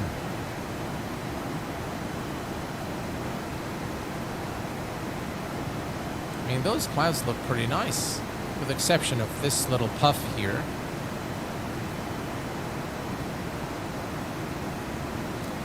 There was a new Diamond aircraft released for X-Plane, and I know on the Discord a lot of you guys have been asking for a review of that aircraft. I've received emails from folks wanting me to review that aircraft, so again, that is coming on the channel very soon.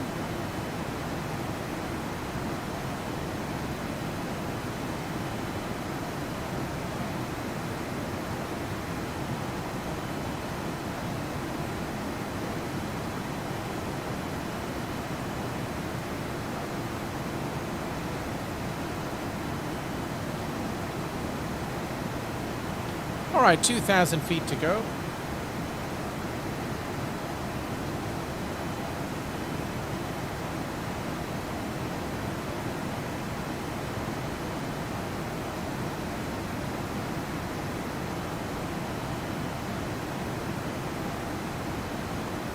Alt's like still there. I think we can safely go to, by the way, we should have gone to climb, not continuous. Oh, there we go. So I think we can safely go to speed. So let's select speed.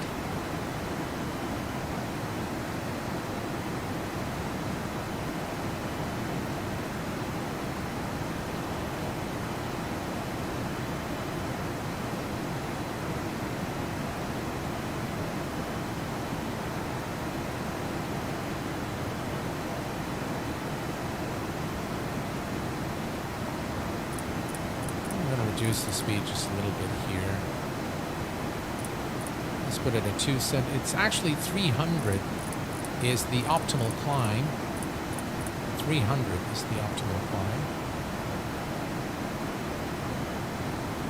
So let's do that.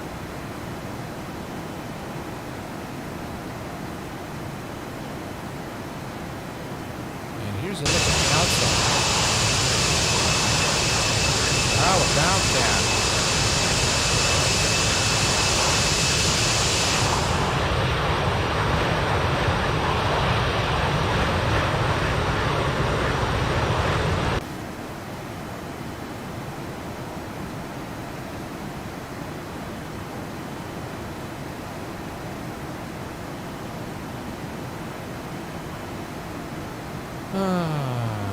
Why is it not doing what it's supposed to do?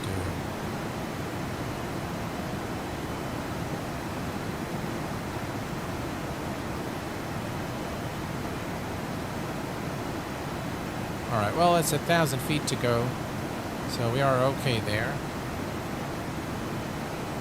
1,000 level off. Alright, perfect. I have to wonder whatever happened to the Airbus Falcon 8. They announced it in March. I have no idea.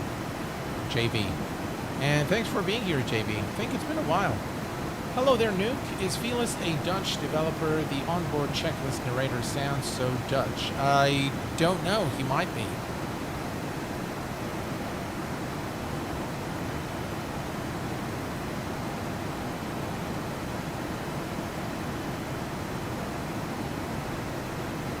Right, the last few hundred feet before we level off, and I think 300 is going to be a little too much, so I'm going to change the speed to 284. 284. That should put us at a Mach 0.84, I think, something like that.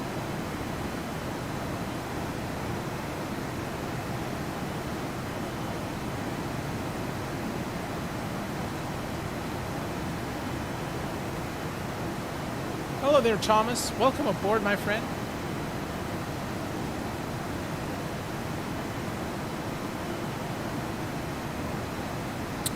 All right, 300 feet to level off. Looking good.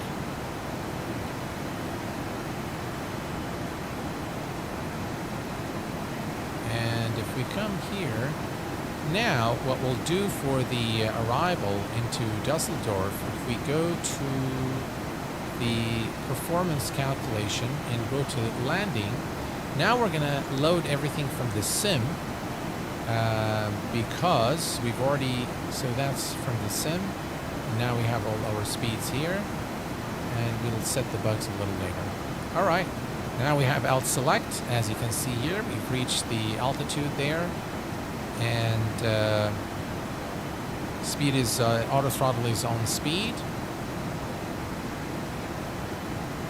And that's our cruise altitude. There we go. Now, top of descent is going to be at Lomso, right here. Maybe a little before Lomso, we'll begin the descent.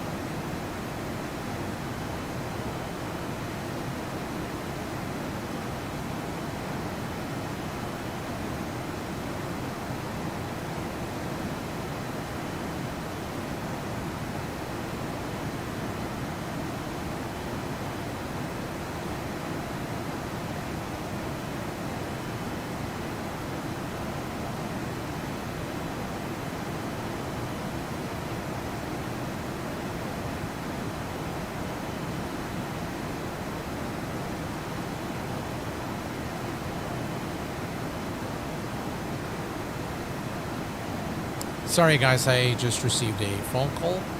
Alright, so we are at 35,000 feet, and we're going to say alt hold.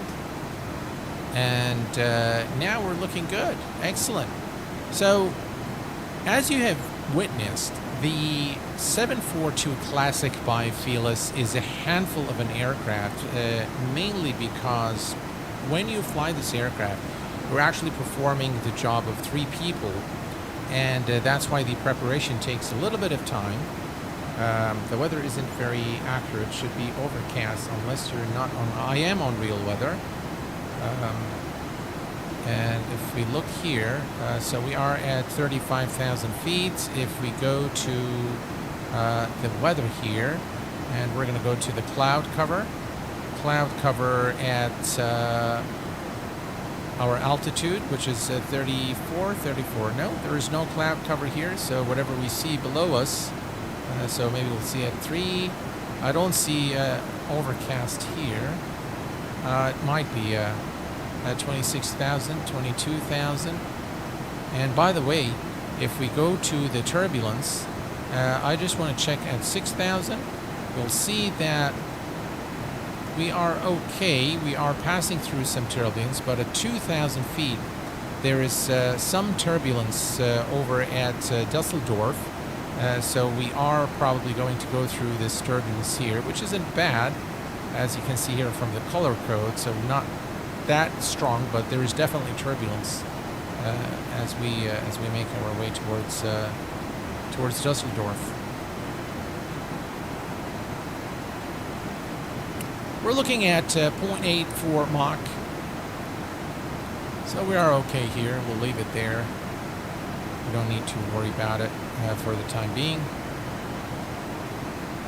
Oh, there, Russ. Welcome aboard. ABQ, better late than never. Welcome, my friend. Glad to have you here, Russ.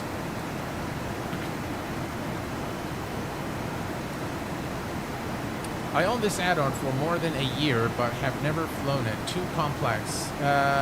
It's actually complex, but you know, once you get the hang of it, it's a very enjoyable aircraft to fly. There's a lot to learn, without a doubt. It does require some dedication, but it's pretty rewarding. Hello there, Mopar dude. Welcome aboard. Yeah.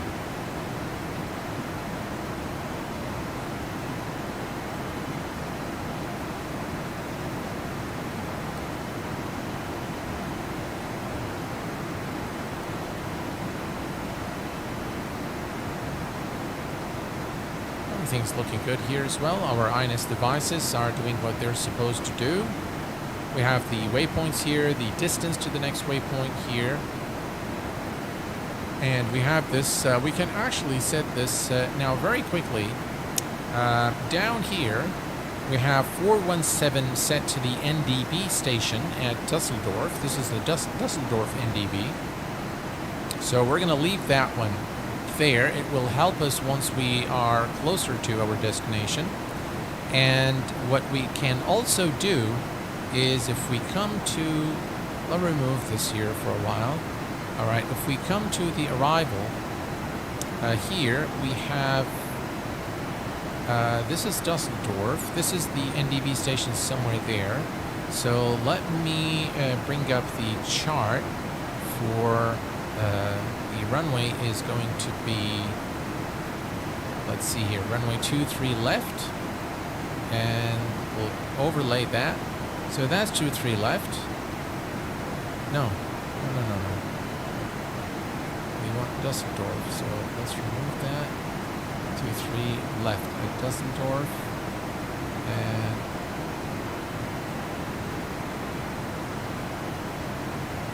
why is it not giving me the option to... Alright, well, we'll do this. Approach, 23 left. Is this one here? Alright. So this is the frequency, 109.9. The final approach course is 232. And there is a VOR station right there on the airport. So we can actually set it to 11515. No, we'll just do the ILS frequency, so 109.9er. I'm going to set this here, 109er. 109er. Alright, so that's on both frequencies. We have the ADF here set to 417, and we're good. Speed is good. 284. That's should be to about 0.84 Mach. I'm intimidated by the INS actually. Nuke, if you look at the beginning of my stream, there is a very easy way to do it. All you need to do is really put this on position and then enter the north and the west. You can get those coordinates from your Navigraph chart, and then you can insert the next the rest of the waypoints using the electronic flight bag here, which makes things a lot simpler for you.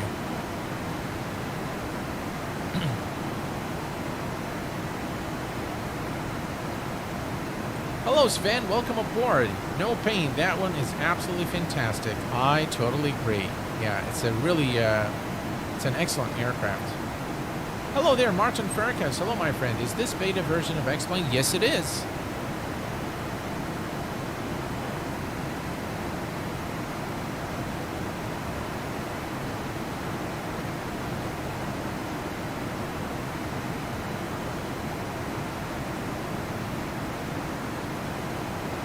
Very nice clouds. Here's a flyby.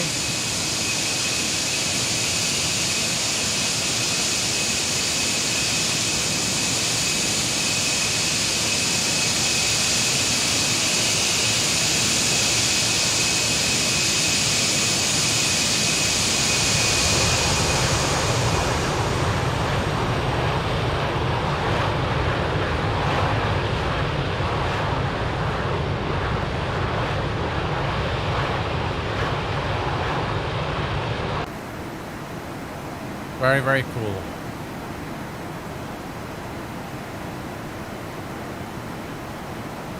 I will dedicate a few days on it next week. It must be rewarding, I think. It's absolutely a beauty of an aircraft. Hello there, one cod.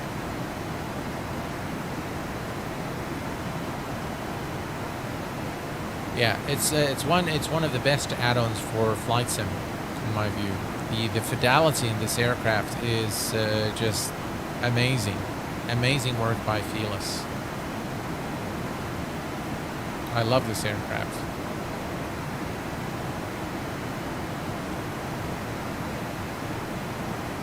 By the way, we don't have a VR station in range.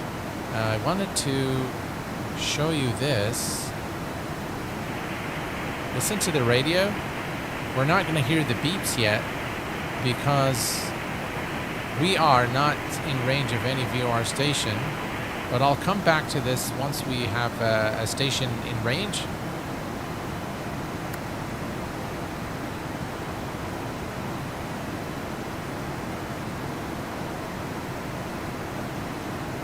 Oh, we're doing great. All right. We can go to the engineer station, and you can see now that the fuel has been transferred, and now we have all the tanks with just about the same amount of fuel, as you can see here, and this keeps the aircraft balanced. Now this is slightly different if you have the center tank with fuel here. But in this case, we don't have the center tank with fuel because we are flying a short flight. But this is, you can see now the fuel is pretty much balanced between the different engines, the different tanks. So this is one main, second main, and number 2 and 3. We have about equal amount of fuel. And you can see that number 2 and number 3 hold a lot more, has more capacity of fuel, followed by, this one has, I think, the most, the center tank, then followed by number 2 and 3, and number 1 and 4 have the least capacity of all the available tanks for the aircraft. All right, we are looking good. Fuel pressure is good. Everything is in tip-top shape. Why is this? Ah, we forgot the body steering. There we go.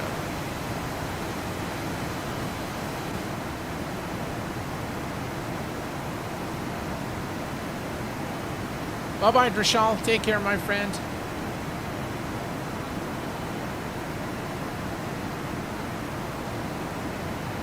Thanks, Q8. I will look up some more extra videos from you flying this aircraft. Sure. This is the only one I do. I think this is the first time I fly this aircraft using the INS.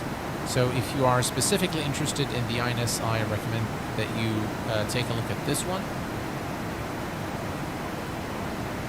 And let's take a look at our plan here real quick. Where are we? All right. So we are going to begin our descent shortly, by the way, because we are reaching Lomso. So at Lomso, we will begin the descent. Maybe at Bukut here, we will begin the descent towards our destination.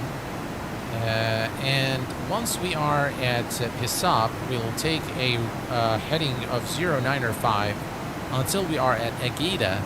From Agida, we will turn towards the NDB station to intercept the localizer for runway 23, and we'll be good. So let's take a look here. This is Lomso. This is us right here. So not very far now. We are about 4 nautical miles from the next waypoint. So we're pretty close to top of descent.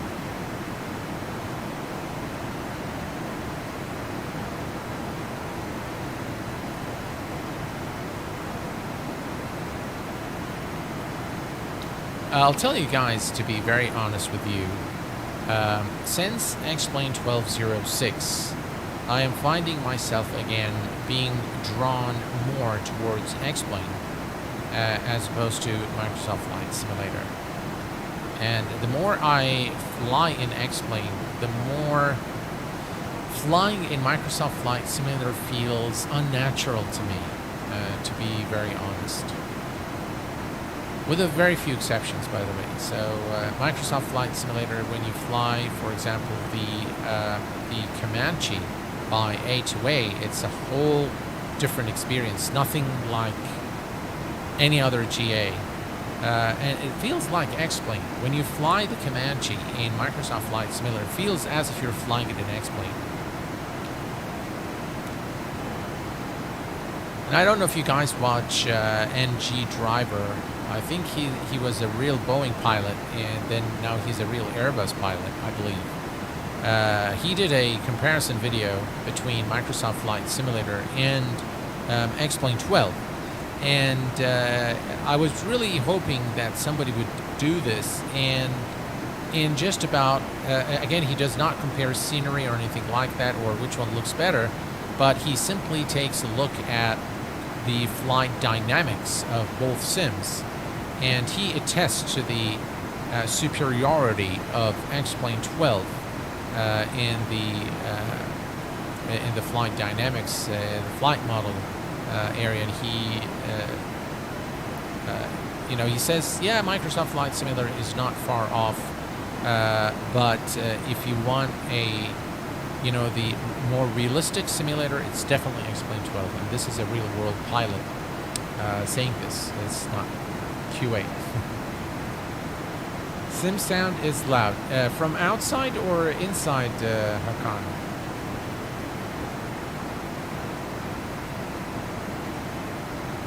I can reduce the sound, that's alright.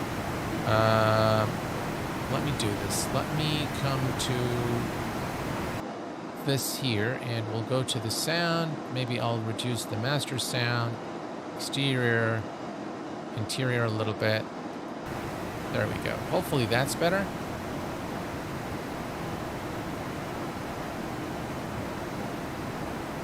Let me know if you need me to reduce the sound a little further.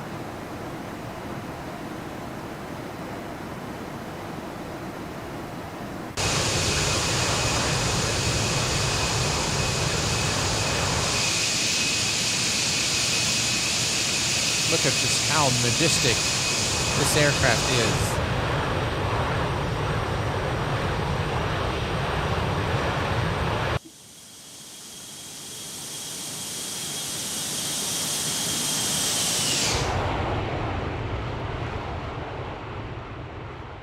Look at the contrails in xplane.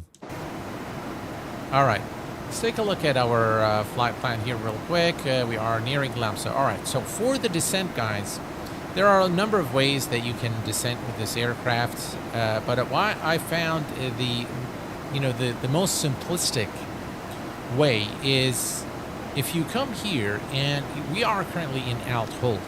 So whatever the altitude set here is going to be preserved by the aircraft autopilot system. If you want to descend, if you move this to alt select, what the autopilot is going to tend to do is it's going to want to pitch for the selected altitude. So initially what we're going to do is we're going to go to alt select, and then we're going to very slowly reduce the altitude here, so reset the MCP altitude. And after about 1,500 feet, then you can move it quicker to the desired altitude. Initially, in order for this to work on alt select is to change it slightly and wait for the changes to happen, and then increase the rate of change as the aircraft starts pitching down. So this is what we're going to do today. We're going to try to do that. We'll leave the speed at 284 at the current time, and I think we will begin the descent just now. So here's what we're going to do. We're going to go to alt select. You see now alt select is in yellow. It means that it's at the desired selected altitude. So I'm going to start to reduce this slowly, and now you can see the aircraft is starting to pitch down. There we go. Give it a little more, and the aircraft wants to pitch down to go to that altitude.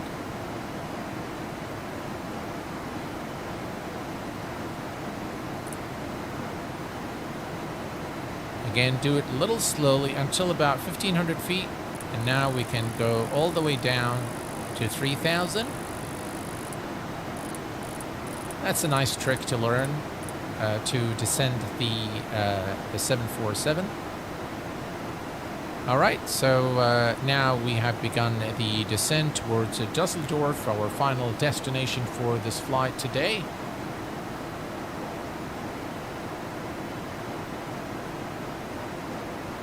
All right, let's see. Still no DMEs here, so we'll just wait a little while.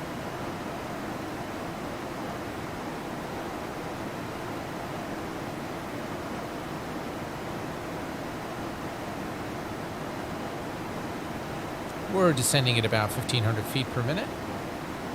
And this is where we are. Here we are at Lamso.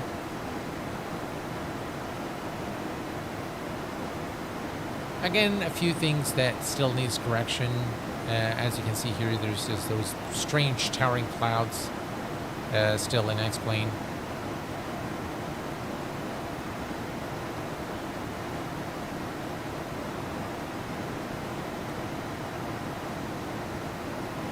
And yeah, everything's looking good. All right, we can do the descent checklist.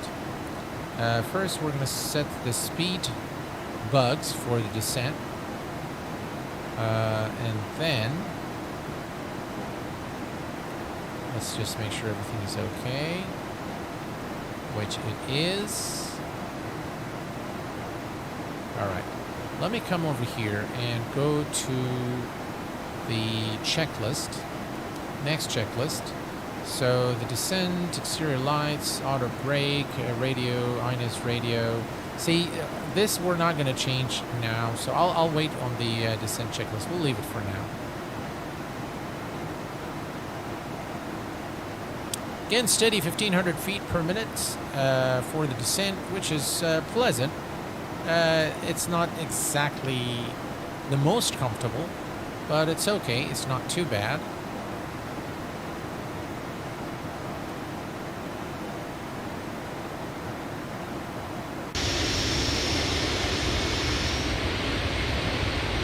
It looks like we have overcast condition right now. Man, look at this aircraft. It just looks absolutely gorgeous. Look at those engines.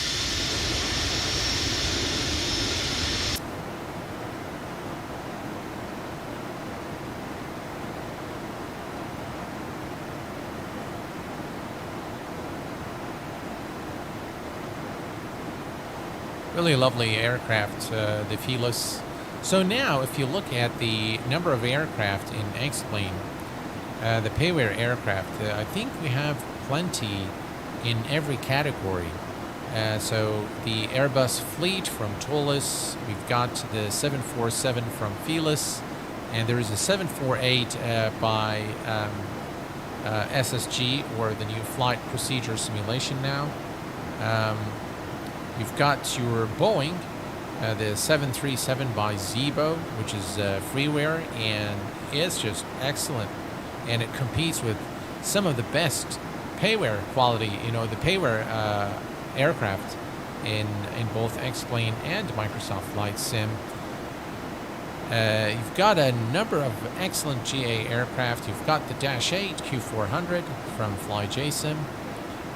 So definitely lots and lots of very high quality aircraft. Of course, not to forget the Rotate Sim, MD-11 and MD-80. Hello, Mike Coffee. Welcome aboard, my friend. Glad to have you here with us.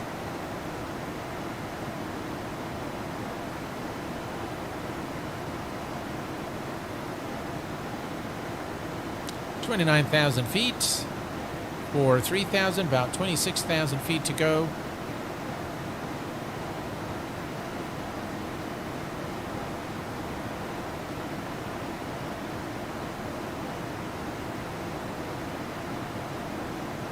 And we'll start reducing our speed, maybe at around 18,000 feet or so. We'll reduce the speed a bit. King Air 350, there you have it, Alex. The flight factor 757, 767, especially the Dash 400. I sometimes wish xplane Garmin's weren't this bad.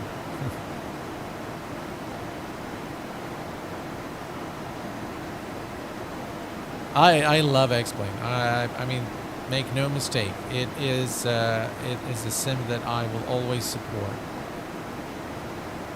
Always. All right. We are looking good. And we are expecting a little bit of turbulence at Dusseldorf. All right, so let's go ahead and take a quick look at the the weather information over at Dusseldorf.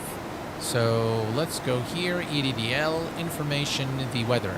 The weather is 140 degrees, 6-knot wind, and we have, I think this is for wind shear, I think. Scattered clouds 3,800, broken at 49, few, I'm not sure what that means, 15 Celsius, QNH is 1007. 146, scattered clouds, light showers of rain, ceiling 49, and yeah, all right. So we can expect a little bit of rain as we arrive. We are 26,000 feet. All right, from 284 we can go to 250.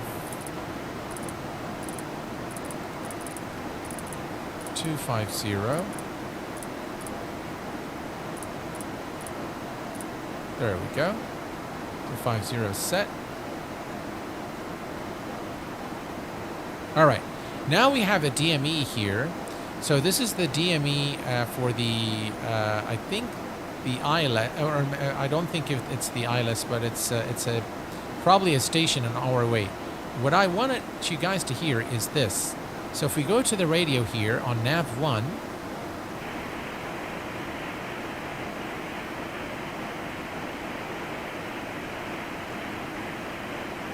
still can't hear the beeps. All right, we'll give it a little more time. By the way, we need this to be on ADF.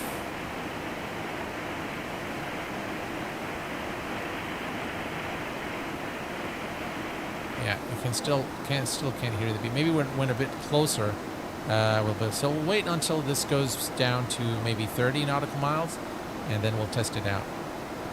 All right, we're doing well, and everything is in tip-top shape.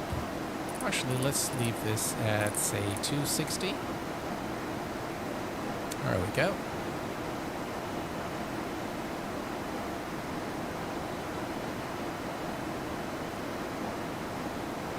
Alt select is there, and we're looking good. Excellent.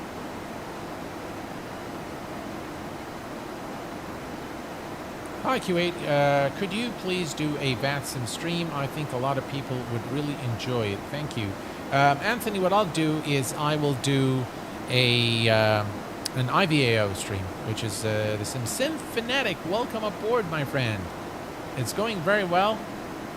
Thanks for stopping by. I appreciate it. And guys, Sim Fanatic is a fellow content creator on YouTube. He runs a very friendly channel, so please do visit his channel.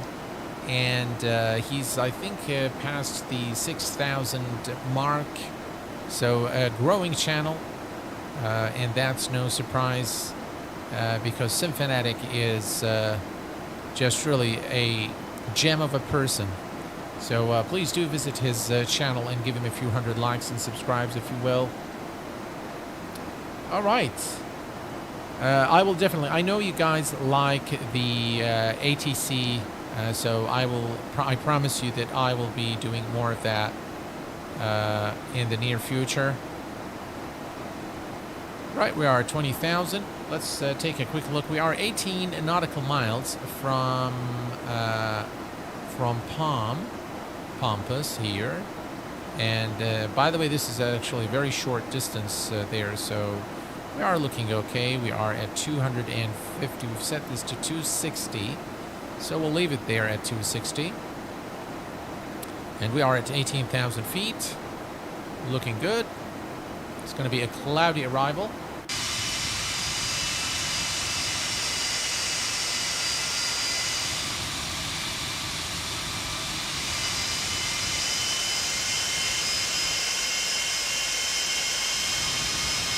Yeah, the clouds definitely still need work, but I think they're getting there.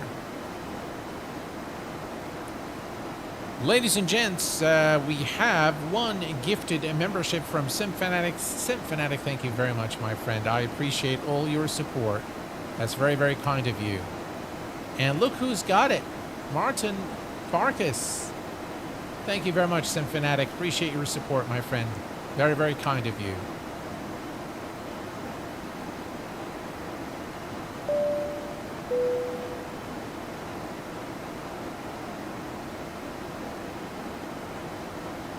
All right, 18,000 feet. Okay. If we come here now, in this in Dusseldorf, Germany, it says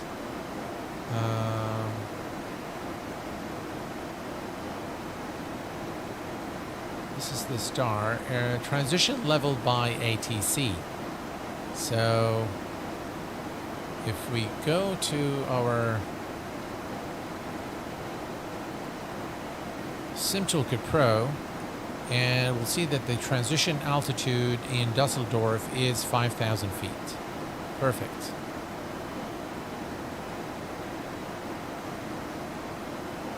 $5,000 Happy to support such a great channel and content provider, Q8. Congrats, Martin Frank. Well, thank you very much again, Sim Fanatic. You're really just a kind and fine gentleman. Thank you very much, sir. Appreciate it. All right, let's close that. Here we go. I'm at Palm, and we are at about 16,000 feet. So we have about 6 and about 12,000 feet to clear. We should be fine. We're looking good. By the way, when you are in INS mode, if you change this to radio, it will not affect your INS. So your INS would still navigate to the next waypoint without any incident. The only thing that will change is the display here, and it will start displaying the distance to the configured VOR or NDB or your ILS. So don't worry about that. Once you change here, then of course things will change there as well. We are on a heading 2905 is the one I want after we pass the transition into our star. And we're still looking good, 14,000.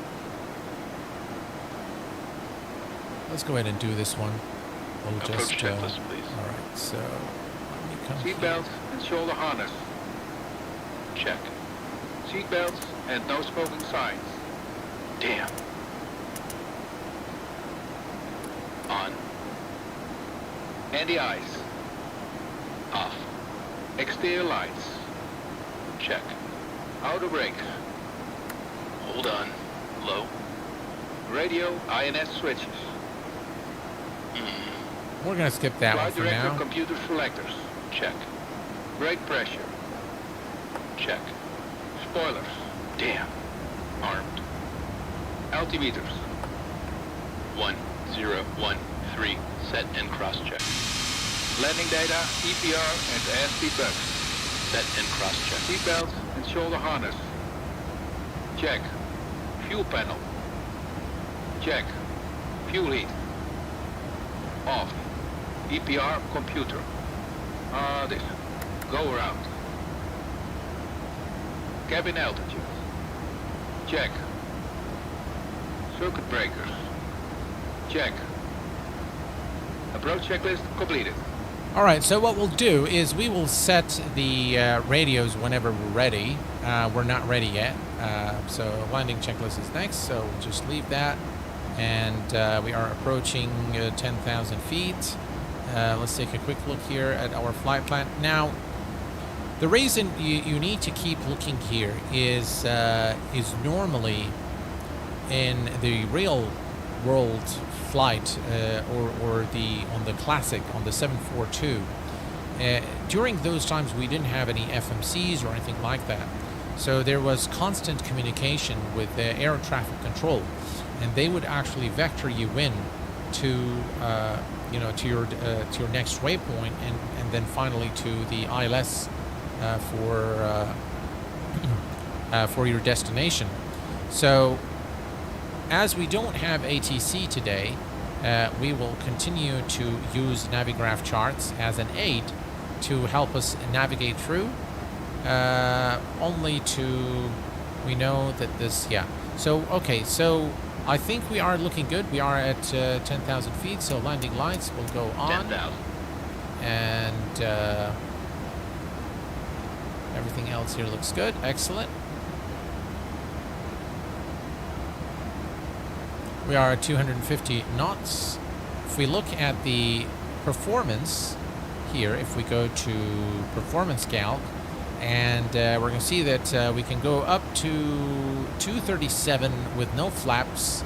Flaps 1 at 217. And we are now looking, guys, look at that. Whoa, wow. This looks absolutely gorgeous. With the wing condensation there and those beautiful clouds, you tell me X-plane doesn't look good. Absolutely gorgeous. Now this is screenshot material right there. Fabio, welcome to Senior Captain, my friend.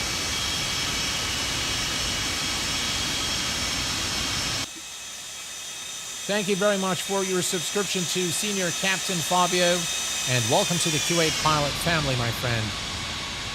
Look at that, folks. Wow. Amazing. Look at those clouds. All right. Here we are approaching. We are at 7,000, still looking good. And now, all right, let's see if we can hear the beeps now.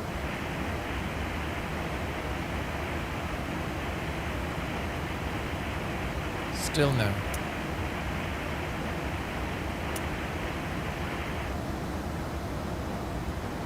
All right, maybe we'll wait a little longer. But this view looks absolutely gorgeous. Glad to be back. Well, actually, it's come back. Well, welcome aboard, my friend. Glad to have you back. Thank you very much for your support. I appreciate it. Only the ground textures don't match. Yeah, that's correct.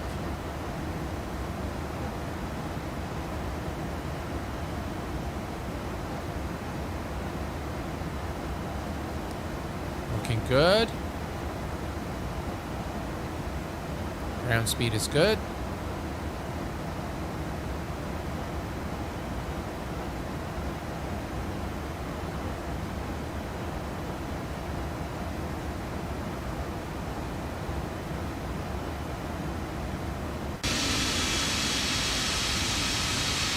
I love the wing condensation effect.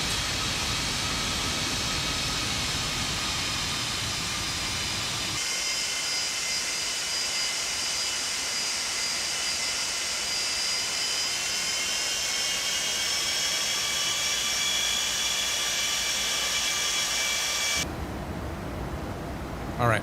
So at this point, I am going to go to the clean speed. So we're going to go down to 237.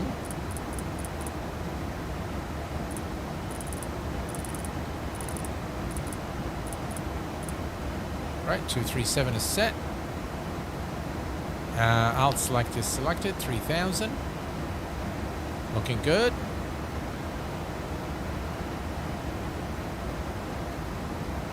And now you can see the ADF needle starting to move on the RMI. Just make sure that if you have an ADF set, that you have this little thing is, you see there's VOR and ADF, make sure it's on ADF.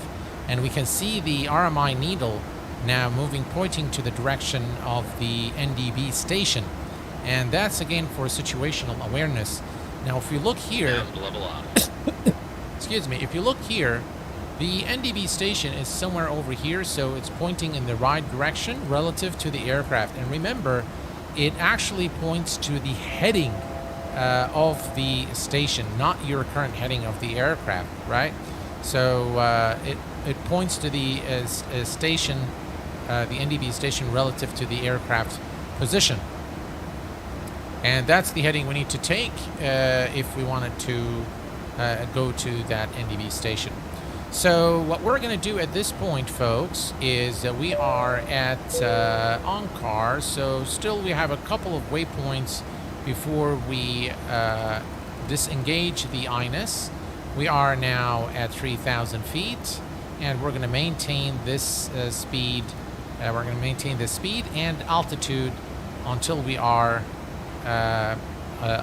established on the localizer for runway 23 left at Dusseldorf. And so we'll keep it there now, and everything is looking good. We're going to expect a little bit of turbulence as we arrive according to our Navigraph weather maps.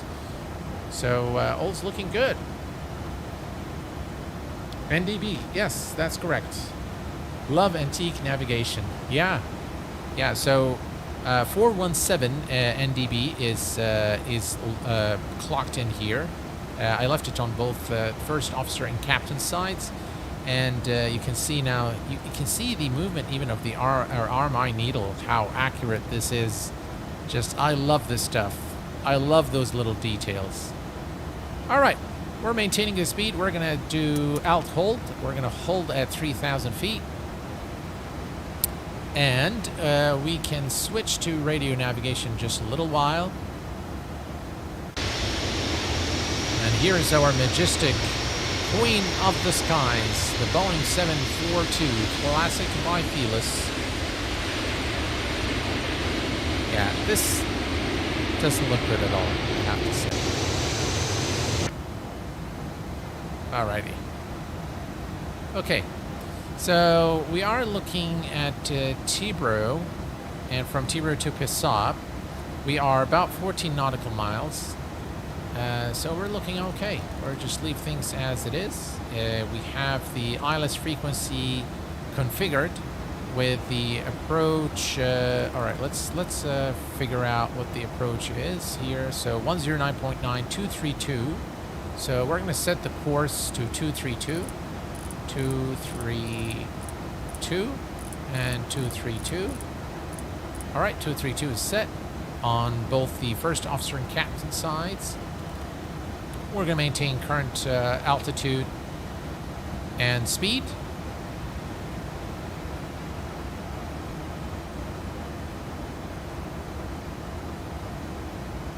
Any Italian guy here, there is a great book to read about this exact plane and a captain that describes a flight from Rome to LA and some other memories too.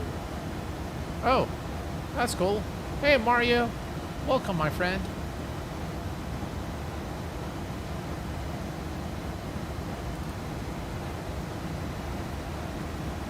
Alright, things are going to get interesting very quickly as we approach the final waypoint. And at that time, we are going to switch to radio navigation. And we will tune to, we'll select a heading of 0905. And of course, we're going to see all the needles appearing here.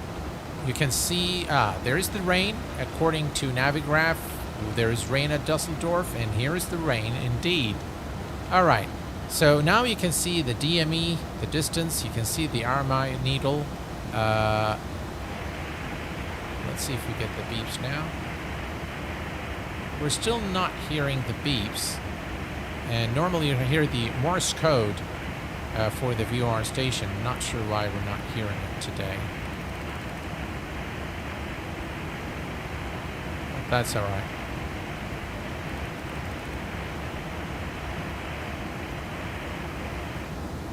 All right, so we're looking good here. 41 nautical miles to, I believe, to this. Not sure if that's actually, I don't think so. I think there might be another VOR station in range that has the same frequency. It is tuned correctly, yes. All right, you can see the RMI needle and how it moves to track, to point to the NDB station relative to the aircraft position. All right, we are almost there now.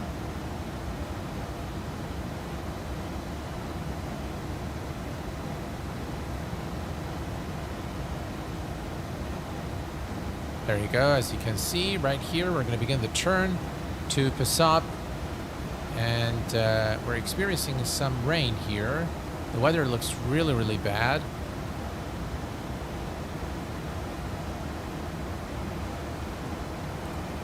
Right, here's the turn.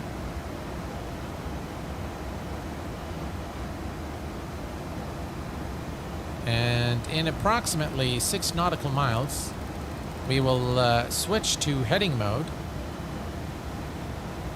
and radio navigation. And we'll begin also reducing our speed, configuring our flaps, and all that good stuff. Right, that's 5 nautical miles.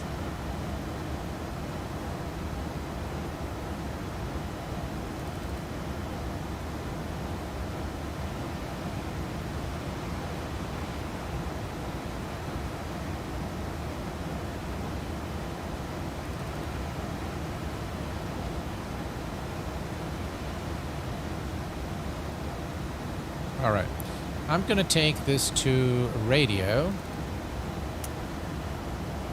And now we can see the heading bud. There, 0905. And let's go ahead and do heading select.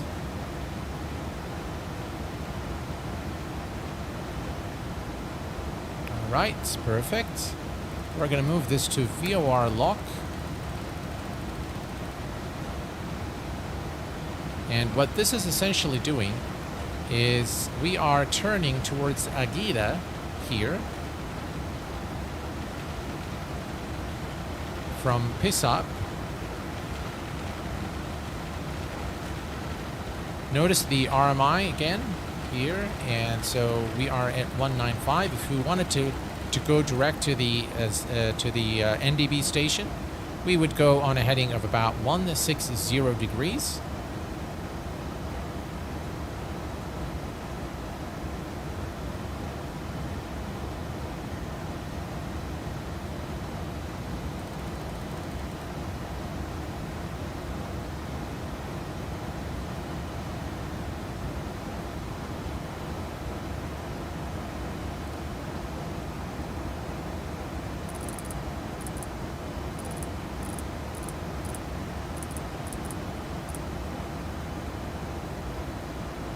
All right, and now what we're going to do is we want to go to, we want to fly towards the NDB station, which, oops, what did I do? We want to fly towards the NDB station, which we have selected, which is the 411. So here's what we'll do. We can fly, by the way, direct to the VOR, to the Dusseldorf VOR, but now we're going to go to 170. So let's go to 170.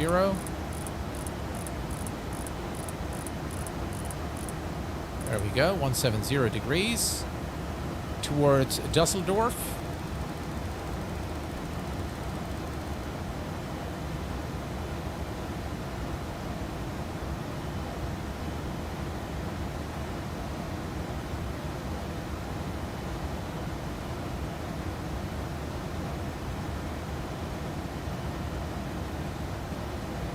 And if you look here, this is where we're heading, and we're just going to go straight until we are at the localizer.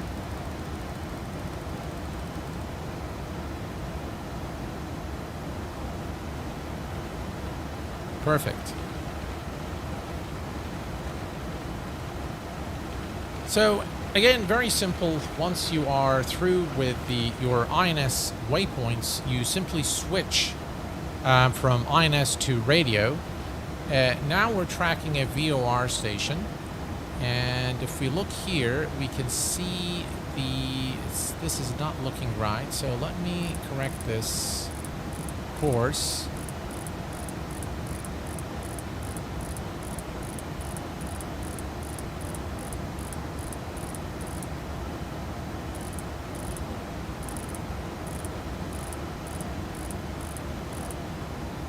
It's 232, isn't it? 232. Was it? Hold on. What was the Pro 232? Correct. So 232 is set here, and let's set 232. 232.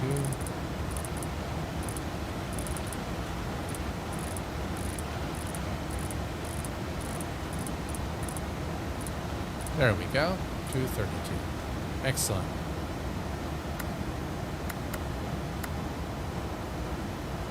All right. We are ready. 232 is set. And we are about 23 nautical miles. Maybe we've descended a little too fast, but we're still looking good. Mr. Kompavas, I hope I said that correctly. Welcome aboard. Vinny, welcome aboard, my friend. Whoever gave me a membership, thank you. Well, you're most welcome. It's probably Alex or Carl or Symphanatic or... I'm going to miss the Boeing 757 and 767. All right, so again, according to Navigraph, we were expecting showers at Dusseldorf. By the way, you can see the TCAS here. We have a couple of planes ahead of us.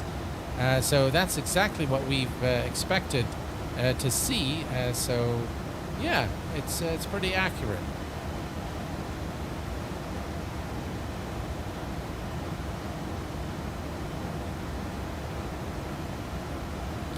We can start reducing our speed in a little while. We're still, we have about 19 nautical miles before we arrive into Dusseldorf, so we are good.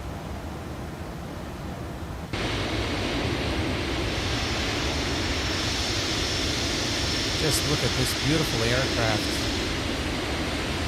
And hopefully it would not break with the replay. So we can take a look. I remember in the last stream I've done on the 742, we had a crash. Hello there, Jesse. Welcome aboard, my friend. This still needs work on the water windshield effect. It does, but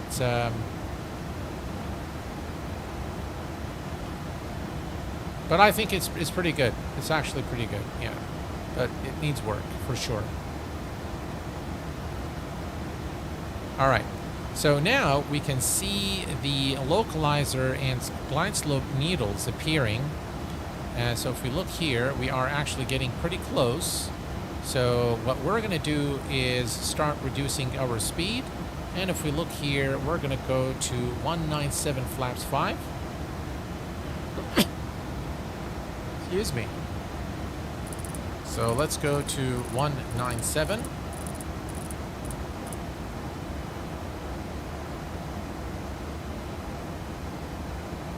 And flaps 1. Flaps 1. And flaps 5. Flaps 5.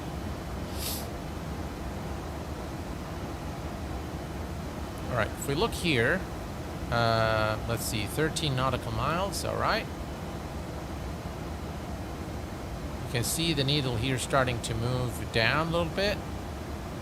So actually, what we can do is go to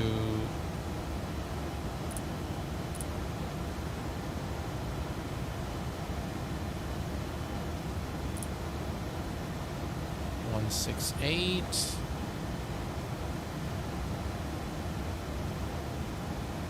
All right, and we're going to go to eyeless.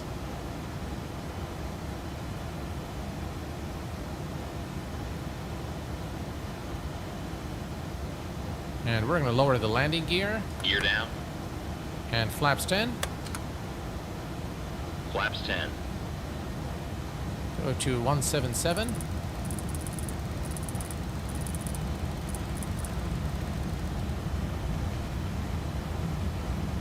Gears down. Green light. All right, GS is captured.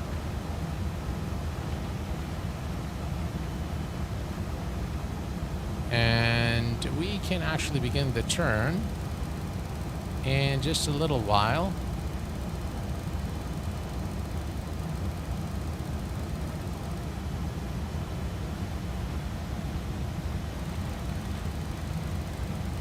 Leave it at 177.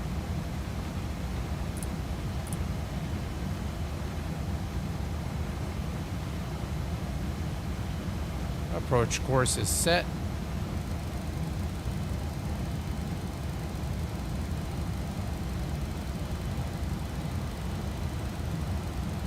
What is this aircraft doing now?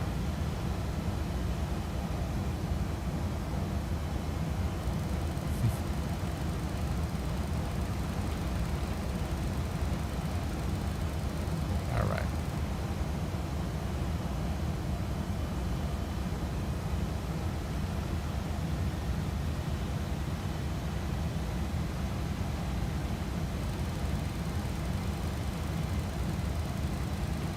It's gonna wobble a little bit, looks like.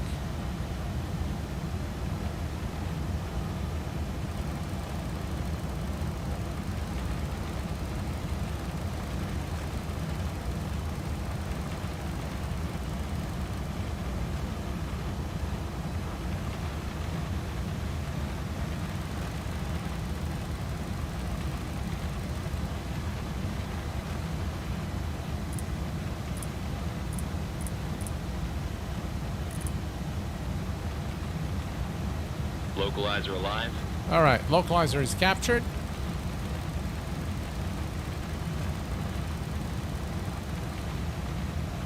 And we're gonna go to, let's see, flaps 20, 157.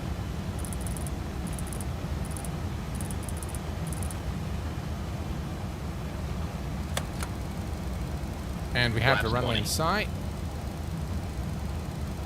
Excellent. And 142.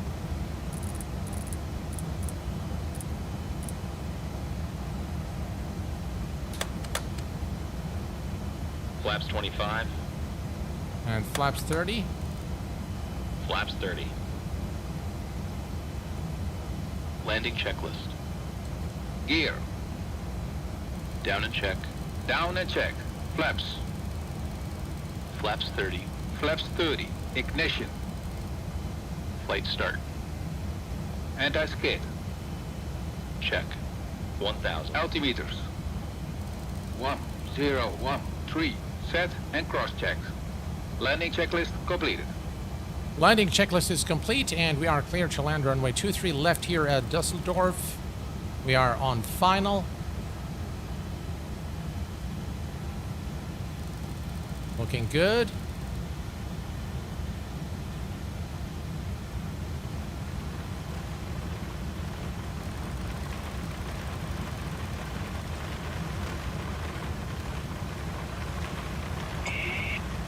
Right, autopilot off, auto throttle off, my aircraft. 500.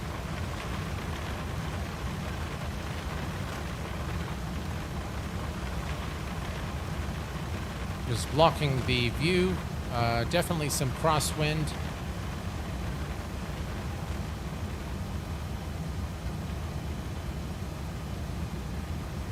Glide slope. Glide slope. Glide slope. Glide slope. Pull up. Pull up. Pull up. Glide slope. Glide slope. Pull up. 50, Pull 40, up. 30, 20, 10.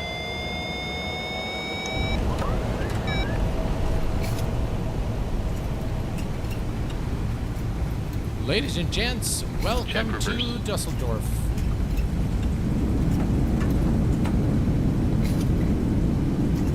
Out, off, reverse.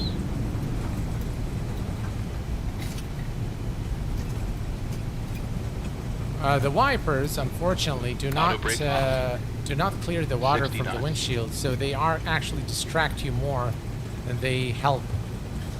So yeah. All right, let's turn here,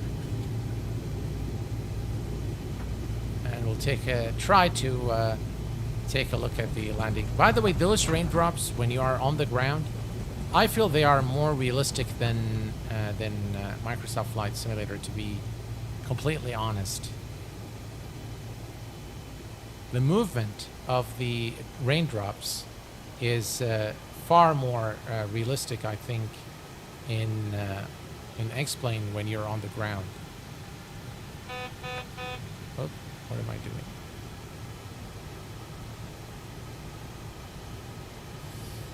All right.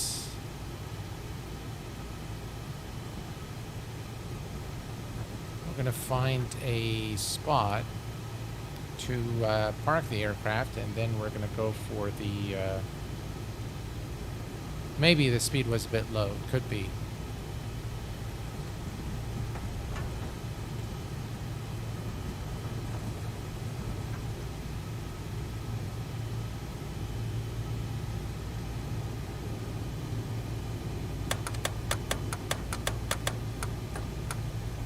Flaps up.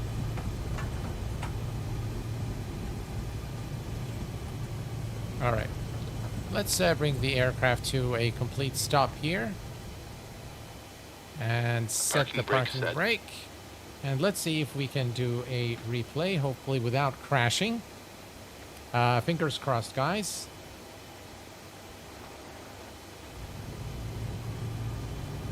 Fingers crossed.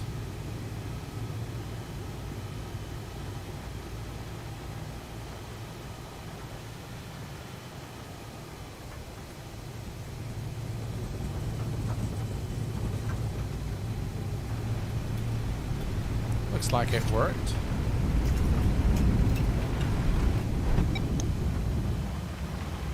Alright, I think we'll leave it right about here. Wow, look at that, guys. Yeah.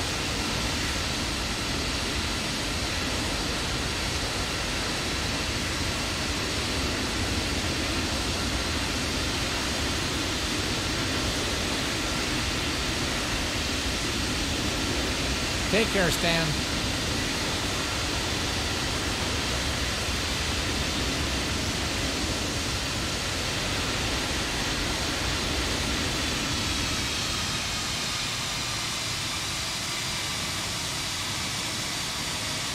How about that?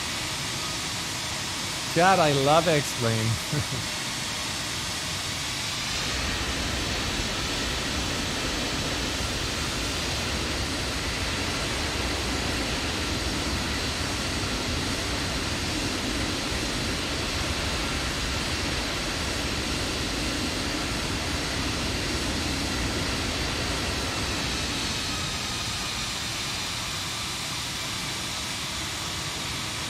Little bounce there, but nothing too bad.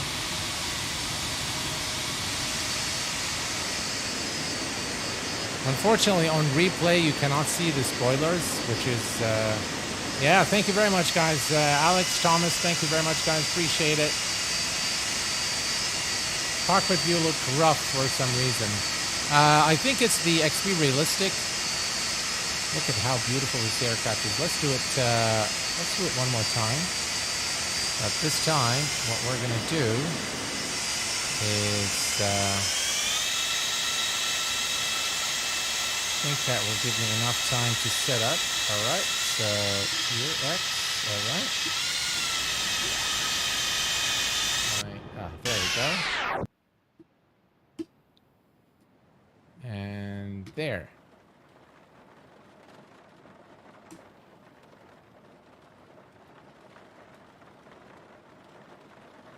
Look at this view, ladies and gents.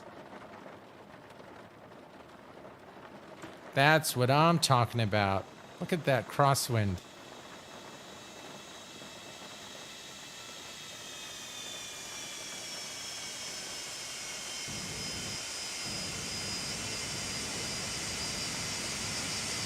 Just lovely.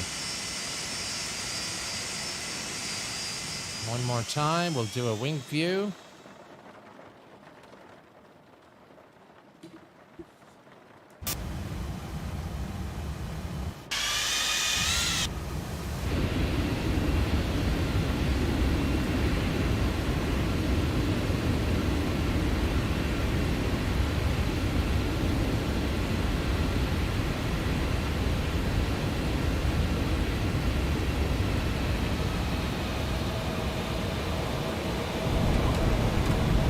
Just absolutely lovely.